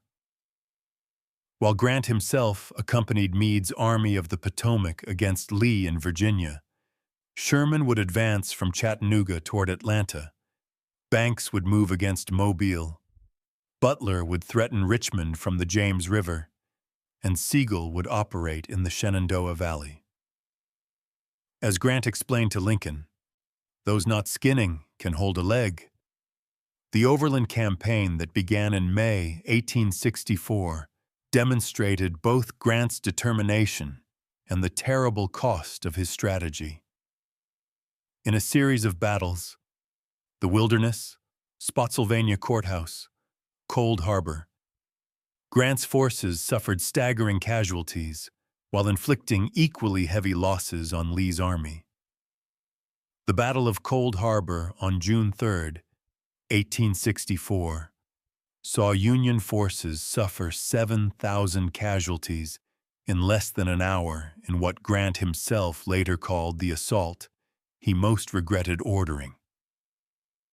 But Grant understood what his predecessors had not, that Lee's army was irreplaceable while Union forces could be reinforced indefinitely. As documented in War Department records at the National Archives, the Union raised over 2 million men during the war compared to approximately 1 million for the Confederacy. Even more critically, Union industrial capacity enabled continuous resupply of equipment, ammunition, and medical supplies that the Confederacy could no longer match. The Siege of Petersburg, which began in June 1864 and lasted 10 months, epitomized the war of attrition. Grant's force, unable to defeat Lee in open battle, instead invested the Confederate positions and gradually extended their lines westward, stretching Lee's army beyond its breaking point. The siege introduced trench warfare to America, a preview of the Western Front in World War I, as both armies dug elaborate fortifications that stretched for miles around Petersburg. While Grant and Lee maneuvered around Petersburg, yet William Tecumseh Sherman was implementing the Union's most revolutionary strategic innovation: total war against civilian society. Sherman's march to the sea, beginning with the capture of Atlanta in September 1864 and culminating with the capture of Savannah in December, deliberately targeted the economic and psychological foundations of Confederate resistance. Sherman's strategy, as outlined in his correspondence with Grant and documented in the official records, was to make Georgia howl by destroying not only military targets, but the entire infrastructure that supported the Confederate war effort.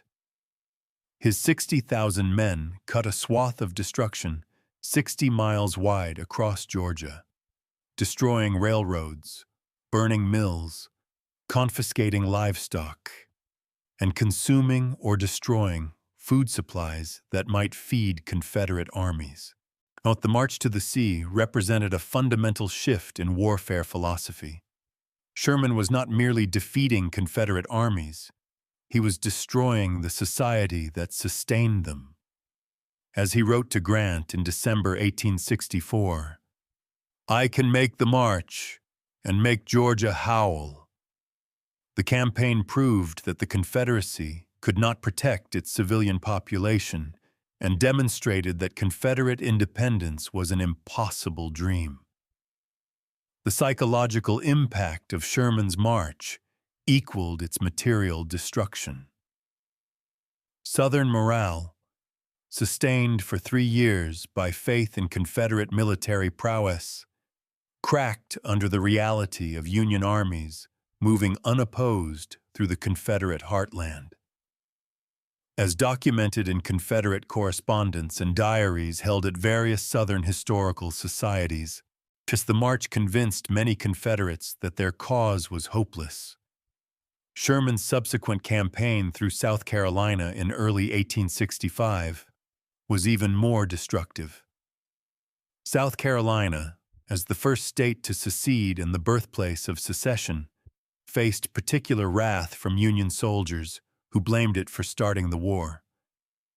Columbia, the state capital, was burned.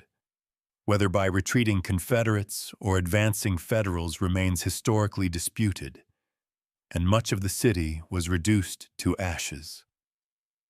The Confederate response to Union total war was increasingly desperate. In Richmond, the Confederate Congress authorized the enlistment of enslaved people as soldiers, with the promise of freedom for those who served faithfully. And this represented the complete abandonment of the racial ideology that had justified secession and demonstrated the Confederacy's recognition that independence was impossible without African American support. Jefferson Davis's approval of arming enslaved people in March 1865 marked the intellectual bankruptcy of the Confederate cause. As documented in Confederate government records at Duke University, many Southern leaders recognized that enlisting slaves meant acknowledging their humanity and undermining the entire foundation of Southern society. General Howell Cobb captured the contradiction perfectly. If slaves will make good soldiers, our whole theory of slavery is wrong. The collapse of Confederate logistics accelerated through 1864 and 1865. And according to quartermaster records preserved at the National Archives, Confederate armies faced chronic shortages of food, clothing, and ammunition. Desertion rates soared as soldiers received letters from home describing the suffering of their families. By early 1865, Lee's Army of Northern Virginia was melting away as men abandoned hopeless resistance to return to their devastated communities. The war's impact on Confederate civilians reached crisis proportions by 1864. The Union blockade, now effectively sealing Southern ports, had reduced imports to a trickle. Inflation destroyed the value of Confederate currency, making basic necessities unaffordable for most families. According to contemporary accounts preserved at Southern historical societies, bread riots occurred in Richmond, Mobile, and other Confederate cities as desperate civilians demanded government action to address food shortages. Confederate women, who had initially supported the war effort enthusiastically, increasingly turned against the conflict as its costs mounted. Letters from Confederate wives and mothers, preserved in family collections throughout the South, urged their men to come home and protect their families rather than continue fighting for abstract political principles. The collapse of Confederate home front morale proved as decisive as any military defeat. The re-election of Abraham Lincoln in November 1864 dealt the final blow to Confederate hopes for negotiated independence. Lincoln's victory over Democratic candidate George McClellan, who had campaigned on a peace platform, demonstrated that Northern voters remained committed to Union victory despite enormous casualties. Confederate hopes that war weariness would force Lincoln to negotiate were proven false. Lincoln's second inaugural address in March 1865 revealed his understanding of the war's transformed character. Rather than celebrating impending victory, Lincoln spoke of the conflict in biblical terms, as divine judgment upon a nation that had tolerated slavery.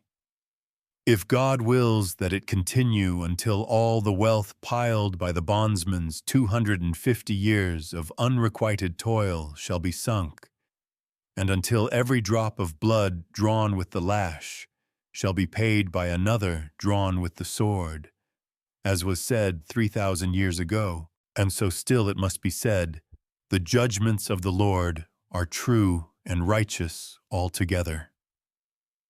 By the spring of 1865, Confederate resistance was sustained more by habit and honor than by realistic hope of victory. Lee's army, reduced to fewer than 30,000 effective soldiers, faced Grant's forces of over 100,000 around Petersburg. Sherman's army was advancing northward through the Carolinas, while other Union forces occupied most Confederate territory. The end was approaching, though few could predict exactly when or how it would come. The war of attrition had accomplished what battlefield victories alone could not: the complete exhaustion of Confederate ability to continue resistance. But the Confederacy had not been conquered so much as consumed by a conflict that demanded more than any agricultural society could provide. 4 years of war had transformed both North and South, but only the North possessed the industrial base and human resources necessary to sustain such a conflict indefinitely. The mathematics of modern warfare had rendered Confederate independence impossible. All that remained was the final act of surrender. Chapter 8. Appomattox and the Assassination. The morning of April 9th, 1865, dawned gray and misty over the small village of Appomattox Courthouse, Virginia. Robert E. Lee, commanding the remnants of the once mighty Army of Northern Virginia, have faced a decision that no American general had ever confronted: whether to surrender the principal army of his nation and effectively end a war for independence. Behind him lay the burning ruins of Richmond, the Confederate capital abandoned just a week earlier. Ahead waited Ulysses S. Grant's overwhelming forces, blocking every avenue of escape. Around him stood fewer than 8,000 ragged, hungry, but still defiant soldiers, all that remained of the force that had once threatened to divide the American nation permanently. The final campaign had begun on March 29th, with Grant's assault on the Confederate lines around Petersburg. Lee's army, stretched thin by months of siege warfare and decimated by desertion, but could no longer hold the extensive fortifications that had protected Richmond and Petersburg since June 1864. As documented in Lee's final dispatches, preserved at the Virginia Historical Society, the Confederate commander understood that his position had become hopeless, but was determined to preserve his army's honor even in defeat. The fall of Petersburg on April 2nd forced the evacuation of Richmond, the Confederate capital for 4 years of war. Jefferson Davis and his government fled westward, hoping to continue resistance from a new base, but the dream of Confederate independence was already dying. Union troops occupied Richmond on April 3rd, and Abraham Lincoln himself visited the fallen Confederate capital the following day. According to eyewitness accounts preserved at the Library of Congress, a formerly enslaved people greeted Lincoln as their liberator, while white residents watched in sullen silence from behind shuttered windows. Lee's retreat from Petersburg began what military historians call one of the most skillful withdrawals in American military history. Despite overwhelming odds and constant harassment from Union cavalry, Lee managed to keep his army intact while moving westward toward Danville, where he hoped to link up with Confederate forces in North Carolina. But Grant's pursuit was relentless, and Union cavalry under Philip Sheridan consistently outmaneuvered Confederate forces, cutting off potential escape routes.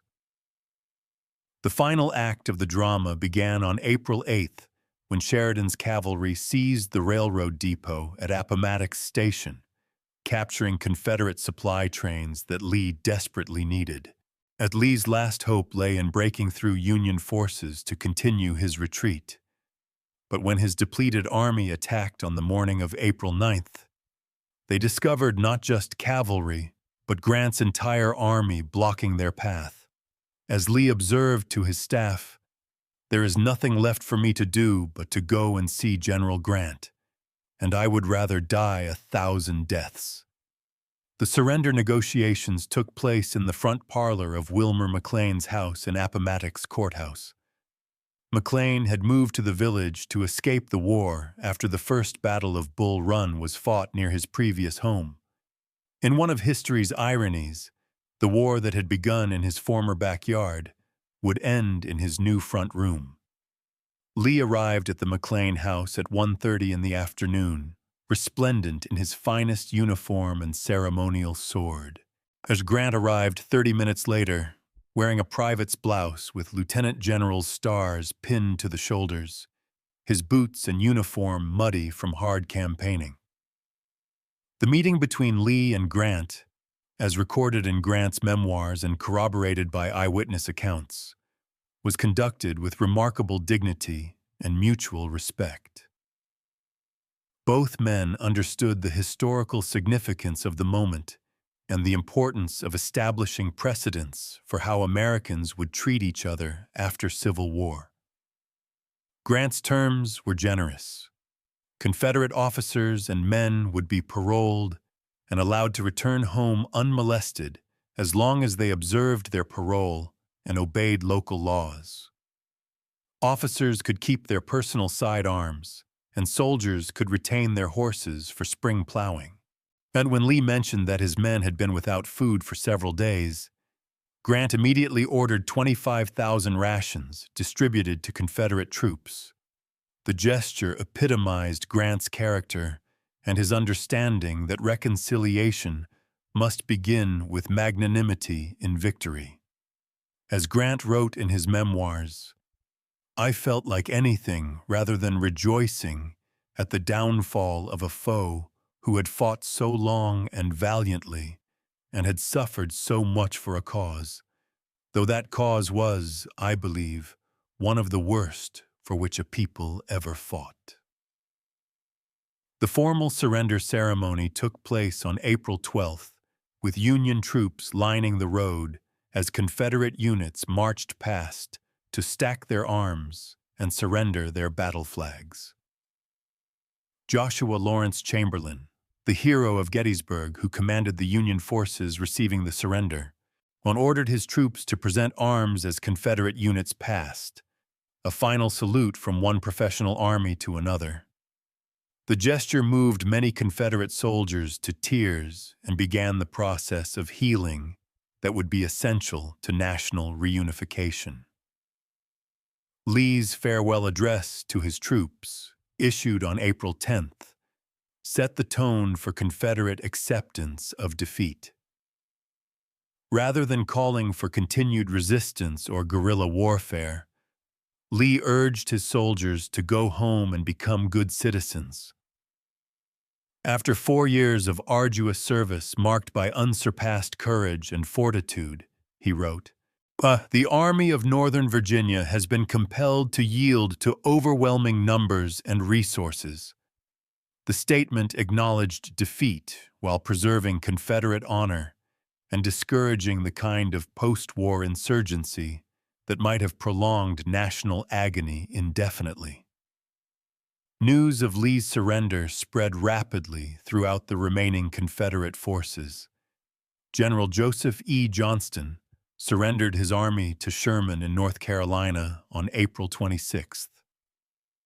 Other Confederate commanders followed suit throughout the spring, and by June 1865, all organized Confederate resistance had ended.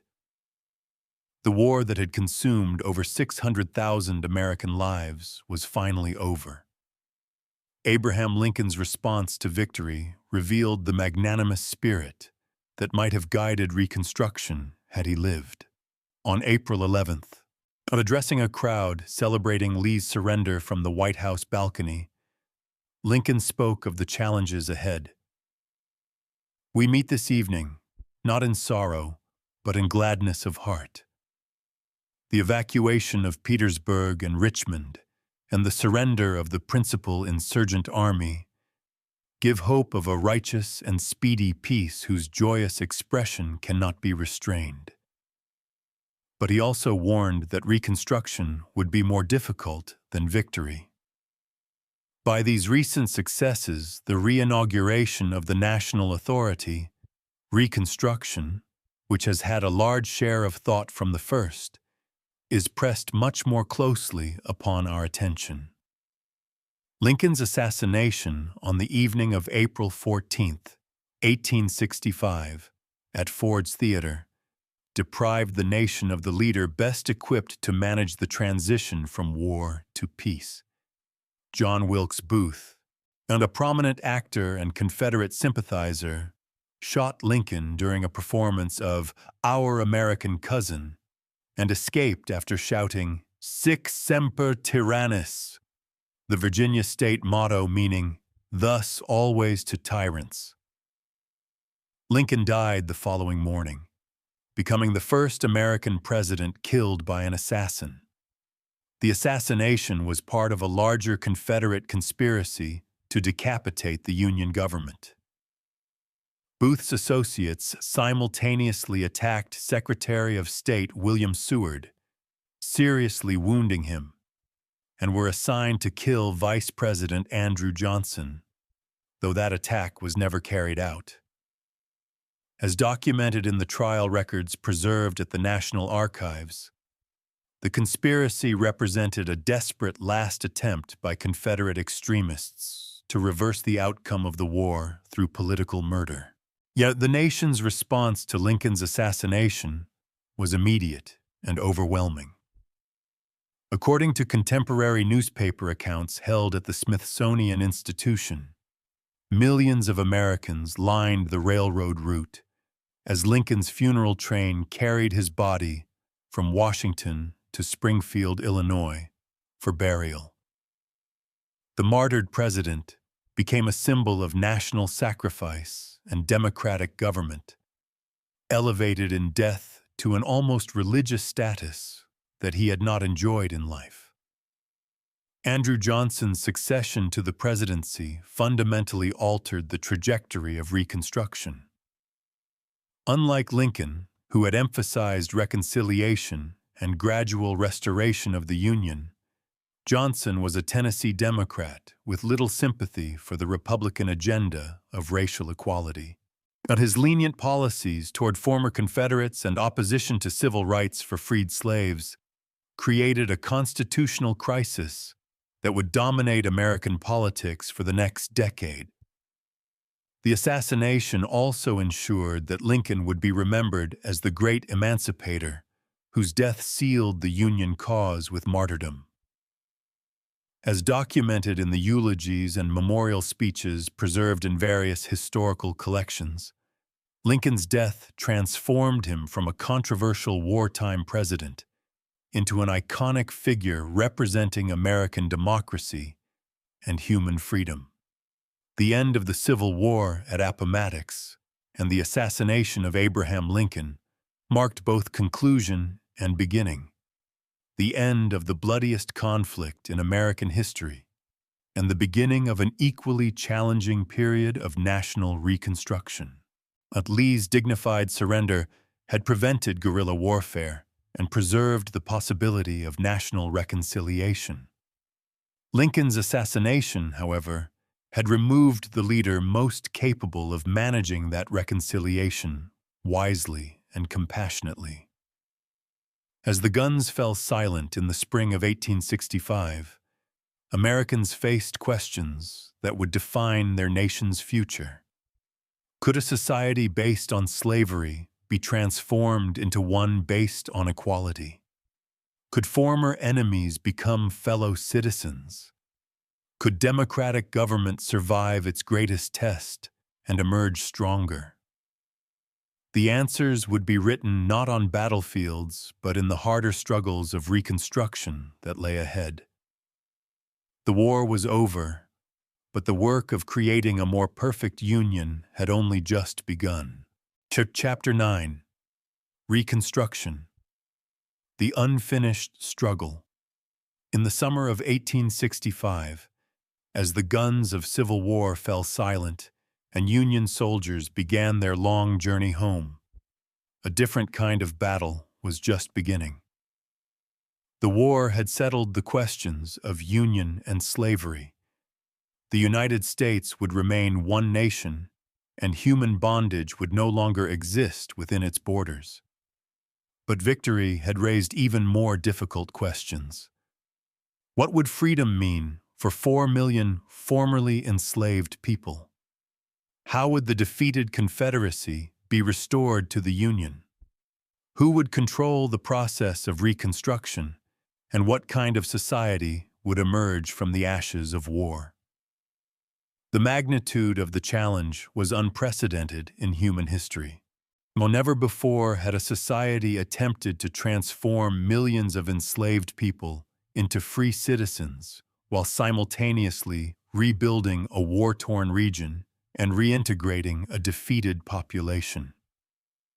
As Frederick Douglass observed in a speech preserved at the Library of Congress, the work does not end with the abolition of slavery, but only begins with it.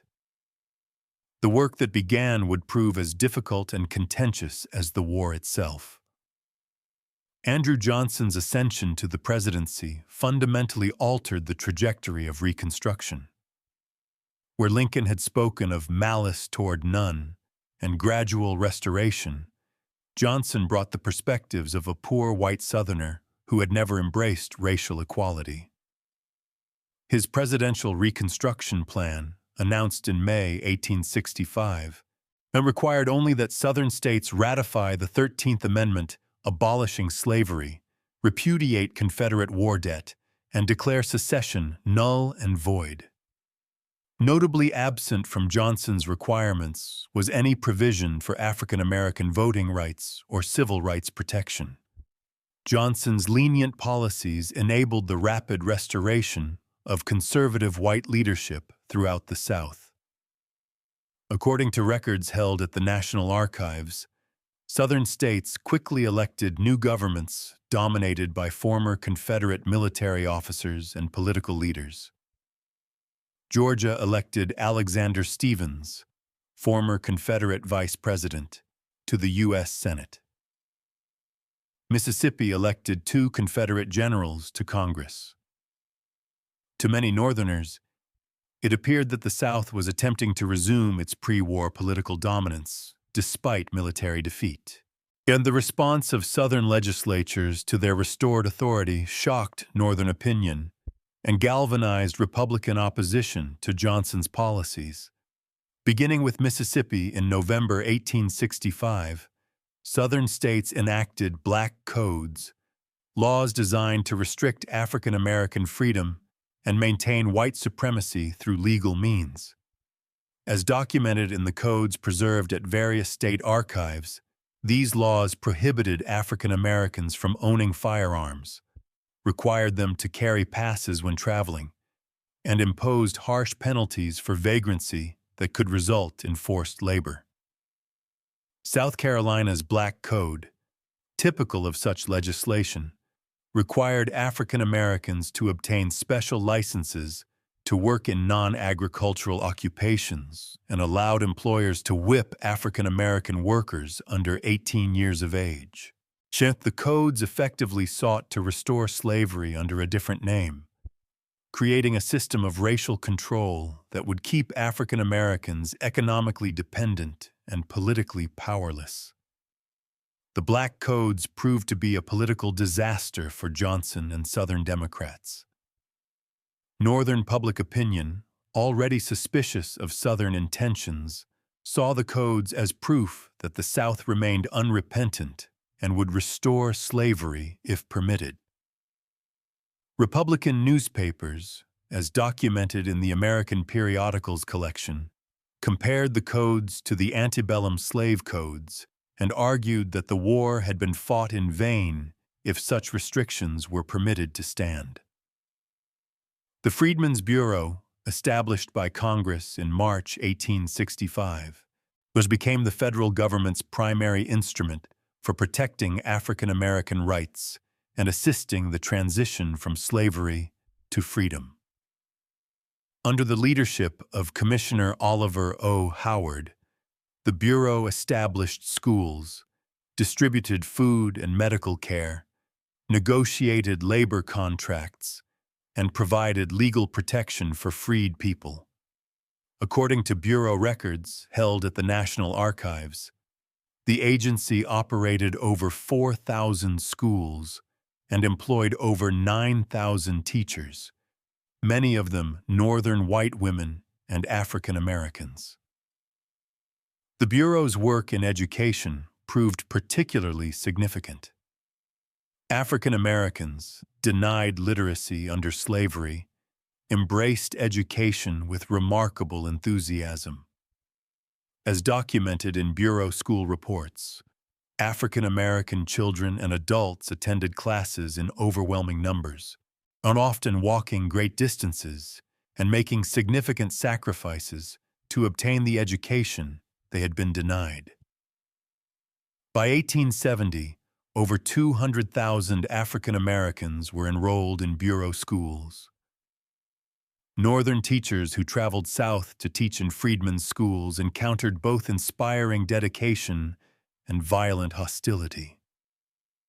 Letters from teachers preserved at various historical societies describe African American students studying by candlelight after working all day in the fields, and parents who could not read or write ensuring their children attended school regularly.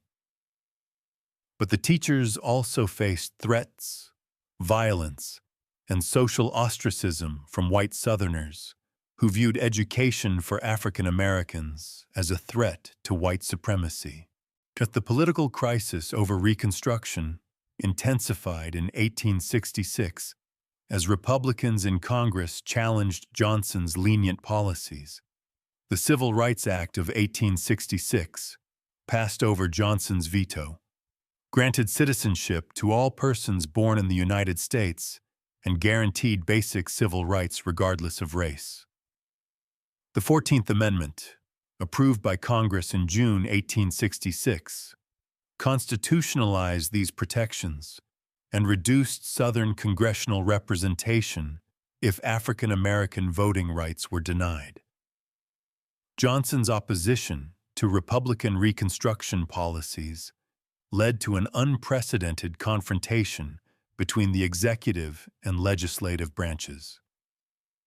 During the 1866 congressional campaign, Johnson embarked on a speaking tour denouncing Republican policies and comparing himself to Christ being crucified by his enemies. According to newspaper accounts preserved at the Smithsonian, Johnson's intemperate speeches and personal attacks on Republican leaders backfired spectacularly, contributing to massive Republican victories in the midterm elections. The election results gave Republicans the two-thirds majority in Congress necessary to override presidential vetoes and implement their own Reconstruction program.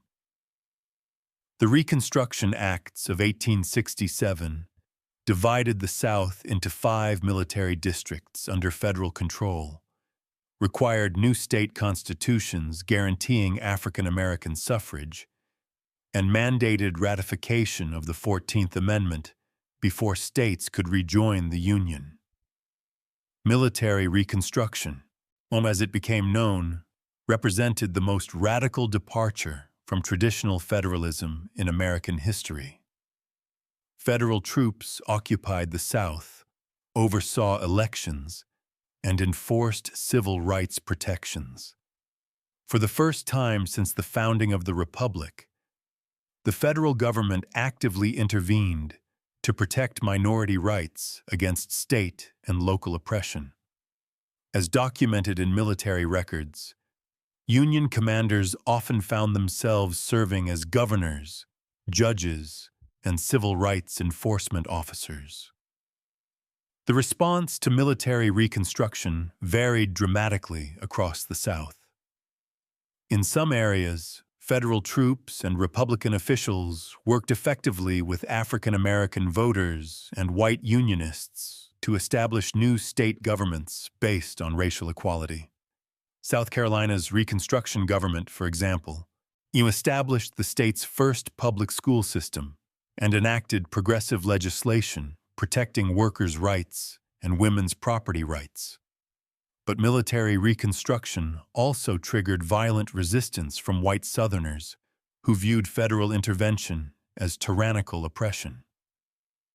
The Ku Klux Klan, founded in Tennessee in 1866, spread rapidly throughout the South as a terrorist organization dedicated to overthrowing Republican Reconstruction governments and restoring white supremacy through violence and intimidation. Klan violence, as documented in congressional investigations preserved at the National Archives, targeted African American voters, Republican officials, and anyone who supported racial equality. Klansmen whipped, tortured, and murdered thousands of African Americans and their white allies in some counties. Klan terrorism made Republican political organization impossible and effectively nullified federal civil rights protections. The federal response to Klan violence demonstrated both the possibilities and limitations of Reconstruction. The Ku Klux Klan Acts of 1870 and 1871 gave the president broad powers to combat domestic terrorism, including the authority to suspend habeas corpus and use federal troops to arrest suspected Klansmen. President Grant used these powers effectively in South Carolina, breaking Klan organization and demonstrating that federal determination could overcome terrorist resistance. But federal intervention required sustained political will and military commitment that proved difficult to maintain. Northern voters grew weary of Southern intervention, especially as economic problems and political scandals diverted attention from civil rights issues. The Panic of 1873 and subsequent Depression made economic concerns more pressing than Southern civil rights for many Northern voters. The Compromise of 1877 effectively ended Reconstruction as a federal commitment to racial equality. The disputed presidential election of 1876 between Republican Rutherford B. Hayes and Democrat Samuel Tilden was resolved by a congressional commission that awarded the presidency to Hayes in exchange for the withdrawal of federal troops from the South and the end of federal civil rights enforcement. The end of Reconstruction marked the beginning of what historian Rayford Logan called the nadir of African American history, when Southern states quickly enacted Jim Crow laws, mandating racial segregation and effectively disenfranchising African American voters through poll taxes, literacy tests, and other discriminatory devices. The Supreme Court's decision in Plessy v. Ferguson, 1896, constitutionalized separate but equal segregation and gave federal sanction to the new system of racial oppression. The failure of Reconstruction represented one of the great tragedies of American history. For a brief moment, the nation had committed itself to the revolutionary proposition that former slaves could become equal citizens in a biracial democracy. African Americans had voted, held office, and participated actively in political life. Public schools had been established, civil rights protected, and democratic institutions extended to previously excluded populations. But the commitment to racial equality proved shallow and temporary among white Americans, North and South. Economic interests, political expediency, and racial prejudice combined to abandon the promise of freedom and equality. As W.E.B. Du Bois wrote in Black Reconstruction in America, the period represented a brief moment when American democracy and freedom were at their peak, followed by a betrayal that would haunt the nation for generations. The consequences of Reconstruction's failure extended far beyond the 19th century. The system of racial oppression that replaced Reconstruction would persist until the civil rights movement of the 1950s and 60s, The federal government's abandonment of civil rights enforcement established precedents that made subsequent intervention more difficult. Most tragically, the opportunity to create a truly integrated society was lost for nearly a century. Yet, Reconstruction also established constitutional and legal precedents that would eventually enable the second Reconstruction of the 20th century. The 14th and 15th Amendments remained in the Constitution, providing the legal foundation for future civil rights struggles. The example of African American political participation during Reconstruction proved that racial democracy was possible, even if temporarily suppressed. As the 20th century dawned, Frederick Douglass's words proved prophetic. The work of creating genuine freedom had only begun with emancipation. The unfinished business of Reconstruction would become the central challenge of 20th century American democracy. The challenge of making real the promise that all Americans, regardless of race, could enjoy the blessings of liberty and equality. The Civil War had ended slavery, but the struggle for true freedom continued. Chapter 10: Legacy. The War That Still Shapes America. On a cold February morning in 1909, 100 years after Abraham Lincoln's birth, a small group of civil rights activists gathered in New York City to form the National Association for the Advancement of Colored People. Among them was W.E.B. Du Bois, the first African American to earn a Ph.D. from Harvard University, and Ida B. Wells Barnett, the fearless journalist who had documented the horror of lynching in the post-Reconstruction South. Their meeting occurred on the centennial of Lincoln's birth, not by coincidence but by design. They understood that the work Lincoln had begun remained unfinished, that the promises made during the Civil War and Reconstruction remained unfulfilled. The war that had ended 44 years earlier continued to shape American society in ways both visible and hidden, both inspiring and tragic. The immediate legacy of the Civil War was transformation on a scale unprecedented in American history. As documented in federal records held at the National Archives, the conflict had cost over 600,000 American lives, more than all other American wars combined at that time. But numbers alone could not measure the war's impact. The United States that emerged from 4 years of conflict was fundamentally different from the nation that had gone to war in 1861. The most obvious change was the abolition of slavery. The 13th Amendment, ratified in December 1865, ended 2.5 centuries of human bondage and freed nearly 4 million African Americans. This represented the largest emancipation in human history and transformed the United States from a slave-holding republic to a nation officially committed to human freedom.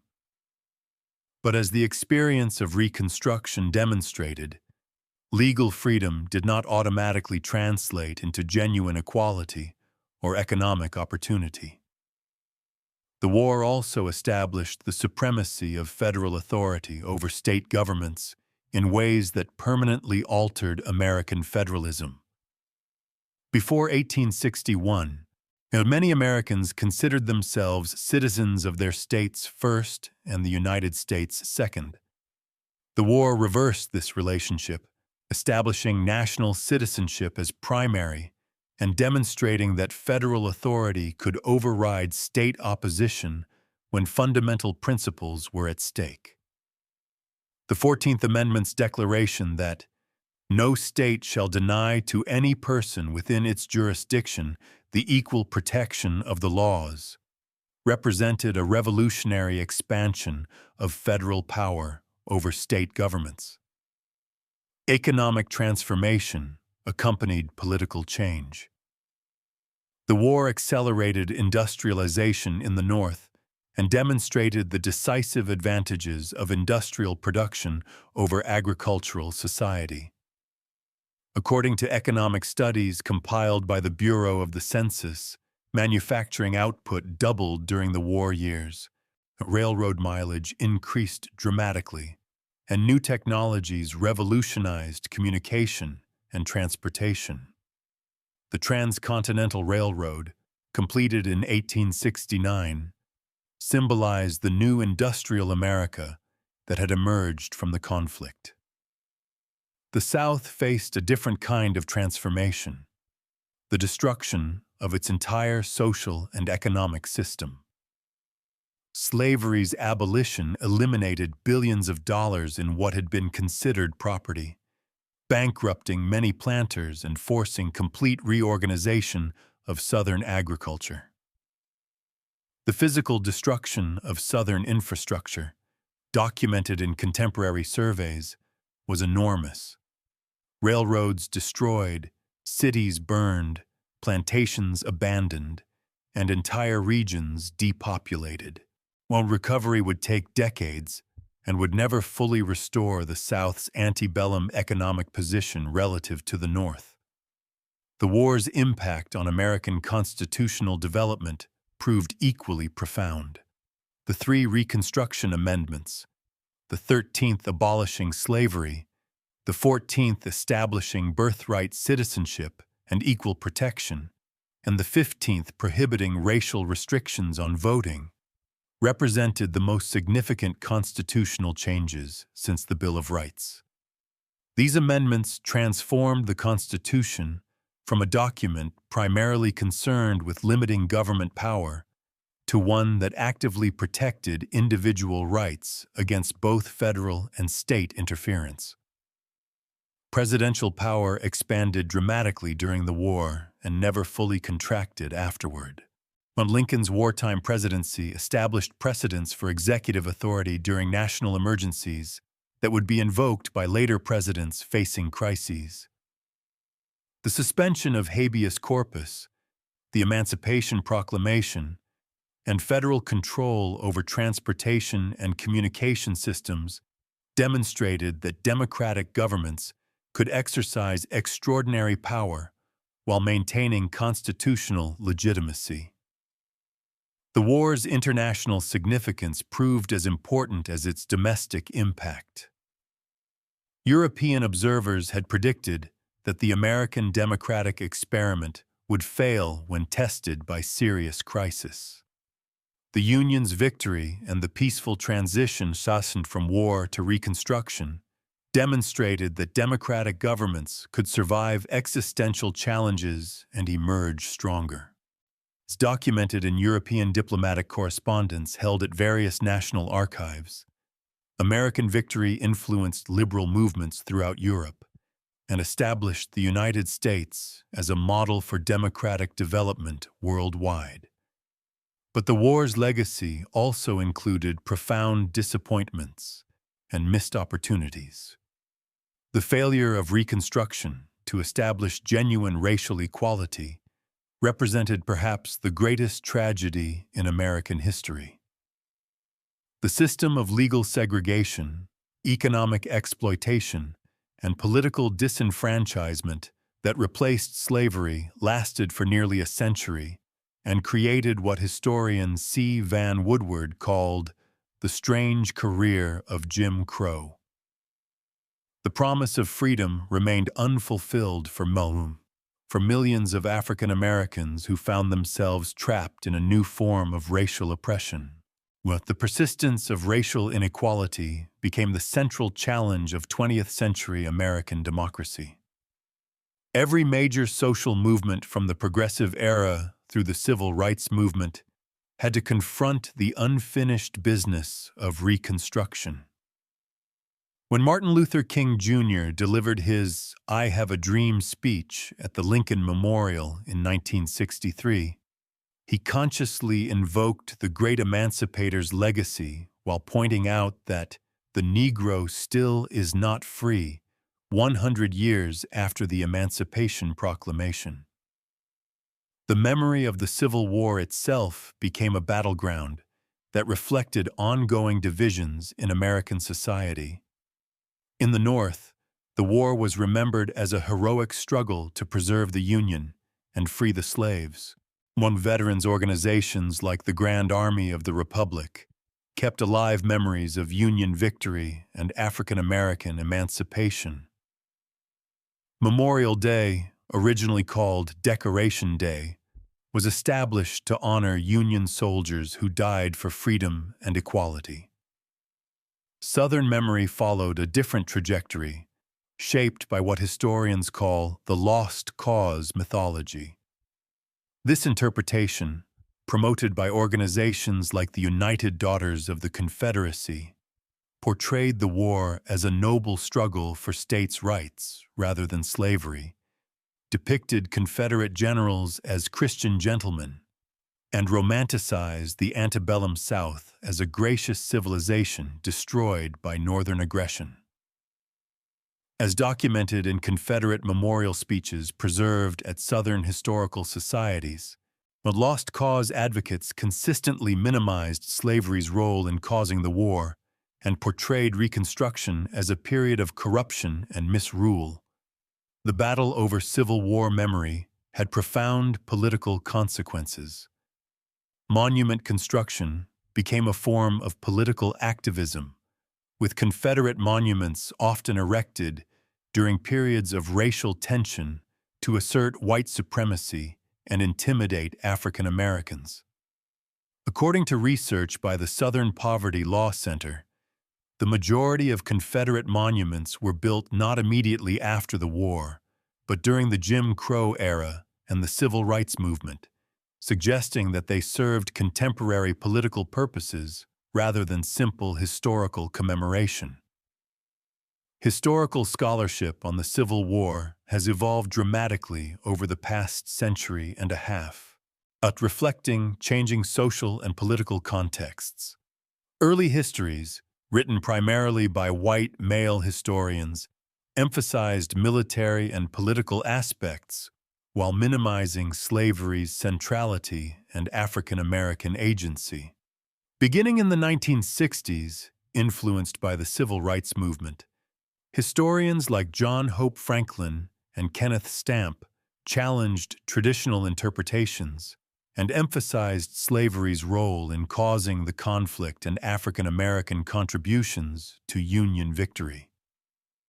Contemporary historical debates continue to reflect ongoing social divisions. Arguments over the war's causes often mirror contemporary debates about race and equality. Efforts to minimize slavery's role in causing the war or to romanticize Confederate motivations typically coincide with resistance to civil rights progress. Conversely, a scholarship emphasizing slavery's centrality and the revolutionary nature of emancipation often accompanies periods of civil rights advancement. The Civil War's influence on American military culture has been equally profound. The conflict established many traditions and institutional practices that continue to shape the U.S. military today. The professional officer corps that emerged from the war created military academies, staff colleges, and strategic doctrines that influenced American military development for generations. Veterans of the Civil War commanded American forces in the Spanish-American War, World War I, and other conflicts, carrying forward lessons learned during the Great National Crisis. The war's impact on American literature and culture created an entirely new tradition of national expression. So works like Walt Whitman's Drum Taps, Stephen Crane's The Red Badge of Courage, and later novels like Margaret Mitchell's Gone with the Wind, and films like Birth of a Nation shaped how Americans understood their national experience. These cultural productions often reflected the racial and political biases of their times, demonstrating how artistic interpretation could influence historical memory. Educational institutions faced the ongoing challenge of teaching the Civil War in ways that acknowledged its complexity while promoting national unity. Textbook controversies have erupted periodically as different regions and communities promoted conflicting interpretations of the conflict. The challenge of teaching honestly about slavery, racism, and their consequences while maintaining respect for all students' heritage has proven particularly difficult in racially diverse classrooms. As America entered the 21st century, the Civil War's legacy remained actively contested.